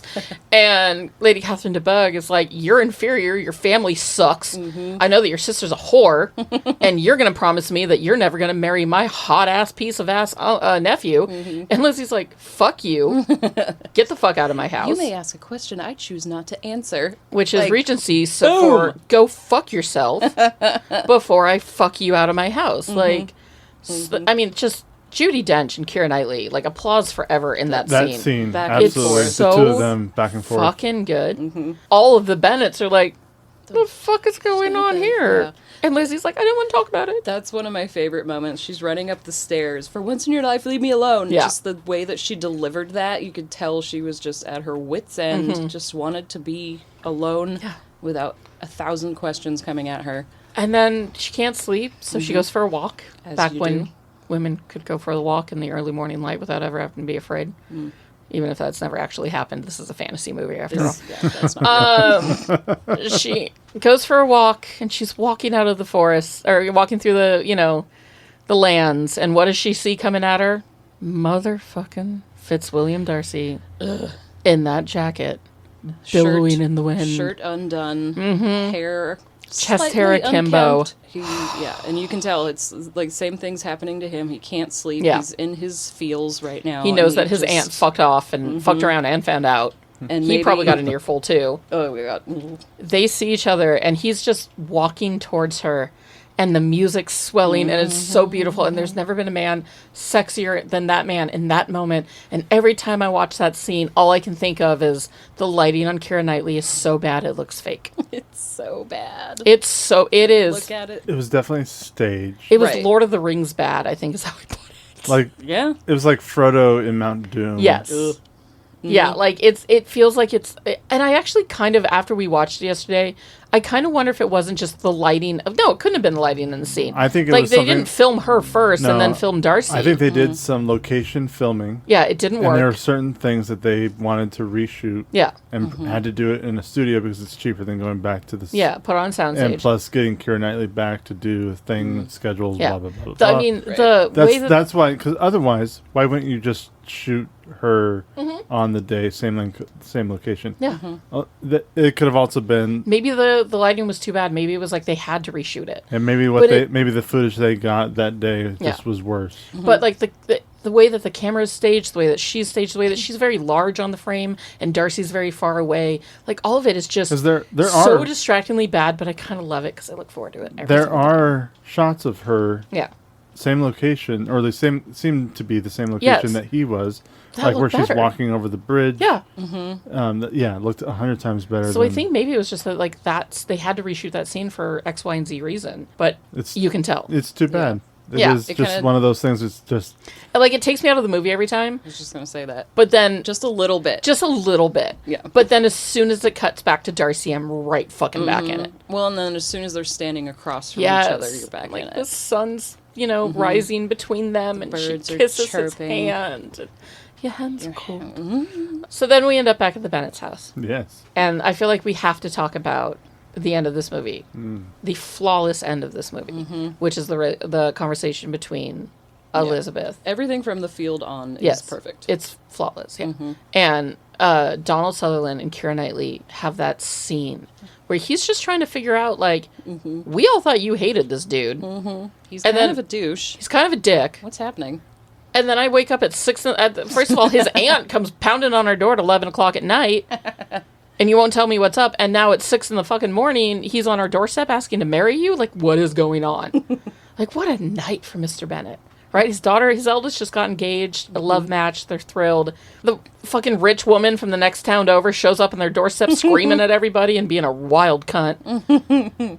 And no reason for it either. Like, he does not know what's going on. Right. And then all of a sudden at 6 in the morning, the richest guy in their general vicinity is like, I want to marry your daughter. And he's like, she hates you. What is happening? But Donald Sutherland acts the fuck out of that scene, and it's so good. His smile Oh man. when he realizes that Lizzie Kills truly me. is in love. Yeah. I was crying like a You really do baby love him. yesterday. You buy that reaction. You buy it. It's so tender and real. Give it up to the goat, man. We just lost him. He had a good long life, and he did great things.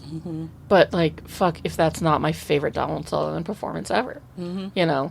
Like, I kind of hope that's what they show at the Oscars, is his smile in that scene. And it won't be, but I wish it would be. Should be. It'll probably be something from the Hunger Games. You know? But that, like, there's never been a better moment than that scene where he's just like, all right. And you know what? Fuck it. If anybody wants to marry Kitty and Lydia, I'm down. I'm quite at my leisure. I'm throwing out consent. Bring all the suitors in. I'm going to just keep saying yes all day. I'm just going to assembly line this rest of my still got to family. be better than fucking Wickham. Wickham. And the book, actually, it's kind of lovely. The book does go into a little bit about, like, the lives of everybody. Like, you kind of get to see where everybody ends up. Darcy and Elizabeth are very happy with each other. They have a very happy marriage as far as we're aware. You know, you'd like to think that it's true and lovely forever. And all of us here at this table know how hard marriage actually is. It is quite difficult and totally worth it and super fun. Even if some of us have only been married for less than a year. No, over a year. Less than a year. It'll be a it's year in October. Hi, babe. You're not listening to this. She'd fucking better be. I mean, she's going to. Yeah. But, yeah. Like, I Jesus love Christ. you. Like, you're on a podcast. Why wouldn't she listen to it? Now, the scene where we get to see Darcy and Elizabeth being happy. You know, where they're sitting on the table outside and they're kissing. They're barefoot. I love that Darcy's barefoot. Like, so vulnerable and I know. human. They're just both so happy, and he's kissing her, and he's calling her all the different nicknames that he has for her, and it's just so sweet.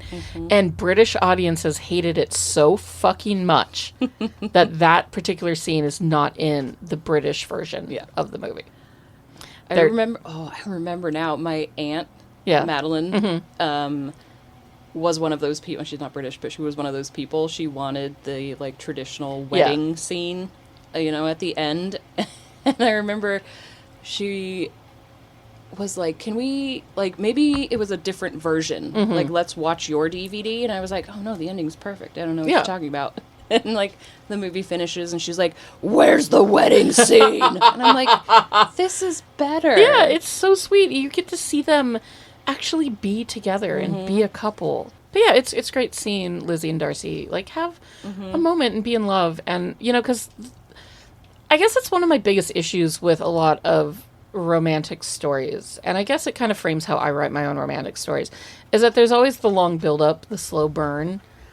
But once they get together, I want to know what they're like as a couple. Yeah. You know, because you always want to know what happens after. Yeah, exactly. Like, okay, so they got together in the end. That's great. Where are they in a year? You know, how are they doing? Are they still just as happy? Like, and I want that. But it's not like a year or 10 years from now, but you get that small moment of them just being happy, being comfortable with each other.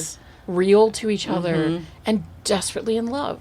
And I mean, fuck, the chemistry those two have it's on fire, dripping off the scene. And I think this ending is more apt for this version of the movie. Like, if you had stuck this in the BBC version, weird. Yeah. But, and if you had Darcy or Elizabeth and Jane getting married on the same day in December, also kind of weird. Okay, great. Like, they don't seem like the double wedding type, but okay. You know. Yeah. And yeah, so it you're right. It's perfect for them because we get to see them in a really beautiful moment of love. Yeah. So, Maggie, what would you give Pride and Prejudice? Oh, out of 5 stars? It's a 5-star across the board. It's my favorite movie of all time. It's not perfect, but it's flawless. It's romantic. It's funny. It's beautiful. It's gentle. It's everything. This movie, like, I feel like even only recently did I kind of realize, like, oh, this really is truly, like, my favorite movie of all time. Because people would ask me that question. They ask you that same question, too, Caveman, because we're big movie fans. Like, oh, what's your favorite movie of all time? And you have to be like, well, it's hard. Do I talk about, you know, my favorite Marvel movie? Do you? Yeah, it's impossible. It's so hard. It's just like, who's your favorite artist? Glenn Hansard. Okay, just because we're trying it's to easy make for a point some of here. us. Yes, well, I love this movie with all my heart. It is my favorite movie. Like, it's the ultimate comfort watch. It's the ultimate, I've got 2 hours on Saturday morning. The kids don't need me. Caveman's at work. I can just lie in bed and watch this. It's the ultimate. I'm sad, and I need to feel the love in the world. I listen to the music all the time. I mean, there was a year where a postcard to Henry Parcel, which is the name of the song that plays when Darcy and Elizabeth have their dance. There was a year where that song was my number one most listened to song on my Apple Music because I fell asleep to it nightly. Like, it's perfect. It's perfect. So it's absolutely a 5-star film. Jess, what about you? 1 out of 5, what would you rate this movie? Same. 5? Yeah. I mean, for all the reasons you just listed. Yeah. I mean, the acting is perfect. The costumes are perfect. The cinematography, just everything. Yeah. The soundtrack, it's just... And a part of me, like, I always will associate this movie with you because we went to see it together. Because, we were able to turn to each other and go like, holy shit, Keira Knightley's coming out with Pride and Prejudice. We have to fucking see this. Yeah. It's the memories that are attached to it. Yeah. It's definitely... It's it's up there. Yeah. Caveman? I obviously don't have the same connection to it as the two of you do. 1 star. 0.5. And this is the day we get divorced. No. I've watched this movie with you multiple times. Once or twice. And this last one, mainly because of the podcast, like you said, recently, how because of this podcast, you're looking at films just a little bit more with a judgmental eye. Yeah. And even though I've been doing that for a long time before the podcast, it's even more now. Yeah, it's changed the way we watch movies. And I like that, and I also kind of don't like that. Because sometimes you just want to put a movie on and do nothing. There are certain movies where it's fun to just turn that part of your brain off and just enjoy. I, too, will say I'm giving this a 5 out of 5 stars. My face! You're right. It's the acting, the story itself, the music, the cinematography, the chemistry. It's just all superb. Yeah. And for people who might just look at this movie as, it's just a dumb rom-com set at a, it's fucking original. Yeah. About nothing, but it hits all the things that I love about movies. It's a perfect fucking film. And seeing that kind of relationship on the screen, how much fun they make it, with chasing each other, denying each other. We didn't even talk about the Mr. Collins proposal scene, which is one of the most perfectly awkward moments ever set to film ever. I mean, Tom Hollander absolutely. The flower. She's like, oh god. Yeah. I love when he comes in and is like, I want us to talk to Lizzie alone, and the entire family is just like, oh shit, and they're all leaving, but they don't want to, and she doesn't want them to, and she's just like, please stay. Yeah. Like, this movie's perfect. No, it really is, and I love every time we put it on. Yeah. I'm always pleasantly happy about it. I do fall asleep to you playing music from this movie a lot, and it's so comforting. Yeah. I want to say that I'm very grateful. I mean, like, I'm grateful for you and our relationship for 1,000 reasons, because you're my fucking soulmate and I love you. Men out there are partners out there that don't care about this sort of stuff of their spouses, right? No matter how hard she tries, there's a girl out there that is desperate for her partner to sit down and watch this movie with her, and he's just like, fuck that, I don't want to watch that bullshit, like, oh, it's cheesy, blah, blah, blah. So she sits and watches it by herself, and is probably a little sad about it, but still happy because it's the best movie ever made. But you watch this with me, and you love it with me, and you love it because of me. And that's really great. And so thank you for, like, opening yourself up to the shit that I love so fiercely and accepting it, and, not only liking it because I like it, but liking it because you understand how good it is. We're not just sitting here talking about this movie that, is a crap movie that we just all happen to love dearly. It's not like any of the Fast and Furious movies or the Beekeeper. It's not like a movie that did terribly and became a cult classic because it was cheesy. You have to try to convince people that it is a good movie. No, it's a well put together film. There's no convincing needed. Yeah, that it it's is a good movie. But you'll still sit down with me and watch it because I love it, and because you love me and I love you. So thanks. We're making hard eyes at each other, and it's making me sick, but also it's adorable. Oh, you've put up with this for the last 18 years. I married you too. Yeah, you did. First time around. That's true. No. The first time around. Nobody really knows that story. Whoops. Spoiler. Yeah, Yeah. But, aw, I love you guys so much. And Jess, thank you so much for joining us on this. Absolutely. It's just, what a joy. I wouldn't have let you do this movie without. Oh, there was no way I was going to. But I would have stormed down the door and been like, I'm doing this. Where's my mic? It would not have been half of as interesting if it was just Maggie and me. No, it wouldn't. Like, I needed you here because at least you get my, like, oh my God, the hand. We didn't talk about the hand flex. Hand flex. We said it one time. The hand flex. All right, so we're just going to go right back into it. Flawless film. We all love it. Thanks for being here. I love you so much. That fucking hand flex. Where he reacts to touching her for the first time. Mm-hmm. It's the hottest thing ever filmed. That's she's the not expecting sexiest it. thing ever filmed. Yeah. No.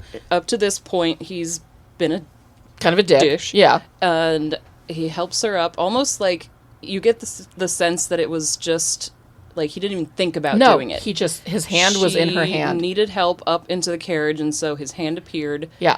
She's like... Her reaction, too, when she realizes it, and she, like, looks at her hand and looks at him, just like, is this happening? Yeah. And then he turns away and... walks off and is so overcome that... the hand flexes on its own, and it's literally the single hottest thing that has ever been filmed. Ever. It's so epic. And that alone is why this movie is worth 5 stars. Yeah.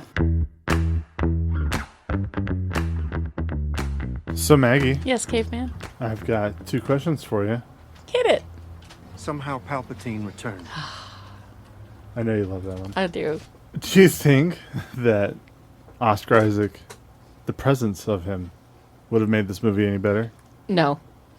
I mean, this movie is perfect for everything that it is, and I don't think that... I mean, like, I love to see Oscar Isaac play a Mr. Darcy character? Absolutely. Mm-hmm. But it would have to be his own adaptation, his own version. I wouldn't want to put anyone into this movie. Oh, you're making a face. What's your face? I've just had an idea. Yeah, tell me. Okay, so you know, like, the modern adaptation, like Clueless? Yeah. Modern Pride and Prejudice with modern-day... people, and he's Mr. Bingley. Mr. Bingley? Yeah! Wait, so who's Mr. Darcy? I don't care. We're talking about Oscar Isaac right now. Okay. I'm down. He would be a delightful Bingley. Right? Yes.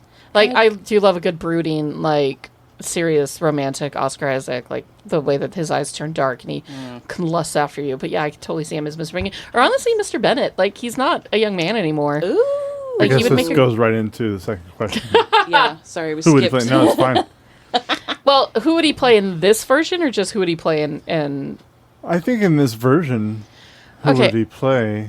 Since I don't think he belongs there anyways. But I love him to death, and he's perfect in everything he does. And in the grand tradition of me putting him in a very silly role, I would say make him Jane. I want to see Oscar Isaac and drag playing Jane Bennett.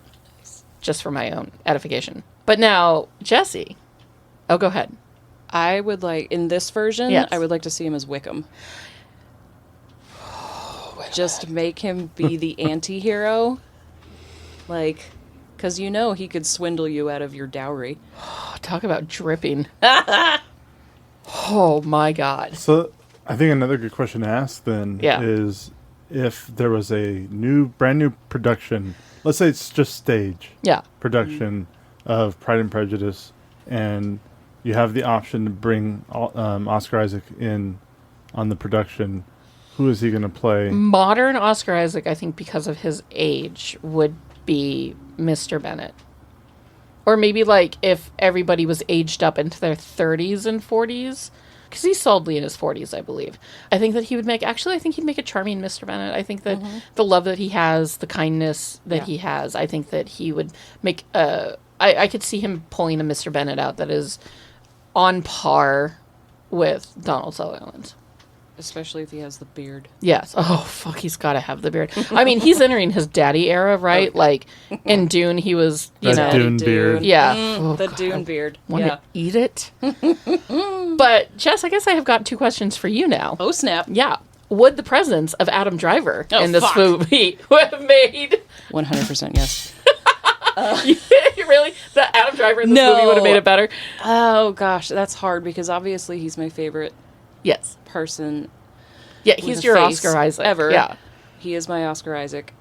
I don't think he's right. No. For In a modern version? Yes. Yes, absolutely. Oh, dude. He's Darcy. Okay, he's Darcy, and friggin' Oscar can be Bingley. Yeah. And we're doing this. Yeah, no. But, fucking, yeah. We're doing something. But, you know, like, first of all, they have incredible chemistry. Mm-hmm. Like, and what good friends. And, like, I absolutely would watch the shit. The height difference. I know. Well, okay, but are you going to make fucking, you goddamn Rilo shipper? Wait. Hey, we're not talking about that right now? Yeah, I know, but I'm just saying, would you make Daisy... Somehow Palpatine returned.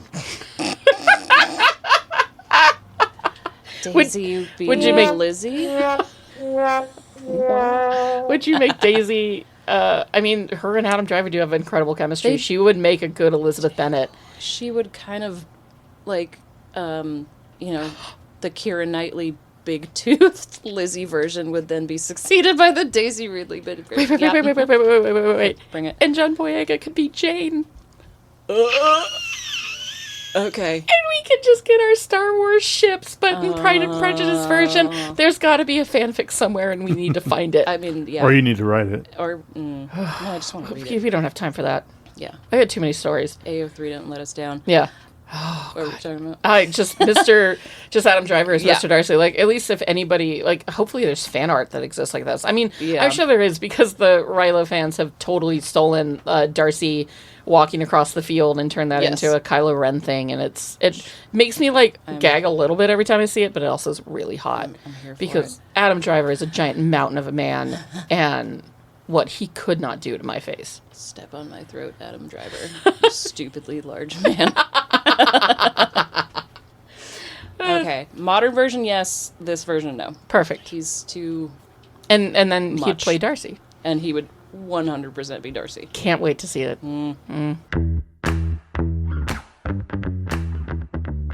And that has been this month's bonus episode of Movie Mingle on the absolute beautiful classic that is the 2005 Pride and Prejudice. I want to say a big thank you to Jess for coming up here and for spending the weekend with us, for watching this and another movie, which will be a special coming out in October. Mm-hmm. You truly are my sister, my soulmate, my Emma, my everything. Mm-hmm. I love you with all of my heart, and I'm so, so glad that you're here. So thank you for coming up and doing this with us. Are welcome. I love you like the sister I don't have, but I do have because you are my sister. Yay. And, happy to be here. I'm just, like... I was a little scared because this is a very big mic. It is. It's a little intimidating. You've taken bigger.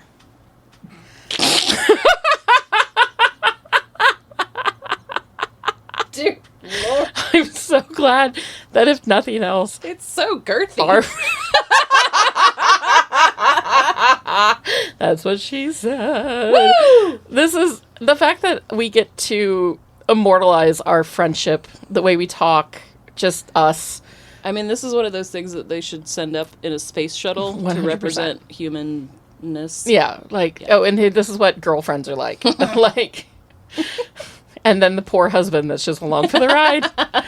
Ooh. The fact that I get to forever have your voice and our friendship it just means the world to me. So I'm so glad that we got to do this. Can't wait to listen to it. I can't wait. I have no idea what's coming up on the podcast, and frankly, I don't care that much to look it up. Whatever episode's coming up next is going to be a delight, I'm sure, as they all are. Thank you so much for listening. Feel free to rate us on all of the podcast platforms, 5 stars or whatever you feel that we deserve. You could always reach out to us at MovieMinglePod on Instagram and Threads. You can find us at MovieMinglePod on Letterboxd, where you get to see how I decide to rate all of these films. You can always write us to at movieminglepod@gmail.com if you have any questions, comments, concerns, or just want to yell at me for my use of the word drippy. What a joy this has been. Thank you so much for joining us. Now go find your bestie and go mingle. Bye. Are you an effective team? We are an effective team. Let them fight.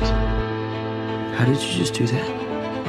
I'm a really good lawyer. Here on Caladan, we've ruled by air power and sea power. On Arrakis, we need to cultivate desert power. Welcome, Mr. Beach. What's that bar? I'm a little confused. Well, we wouldn't want that, would we? I don't want to brag, but I will. I was in the Avengers. The Avengers? Yeah. That's great. Thank you. What is that? I'm gonna make him an offer he can't refuse. Toga, toga.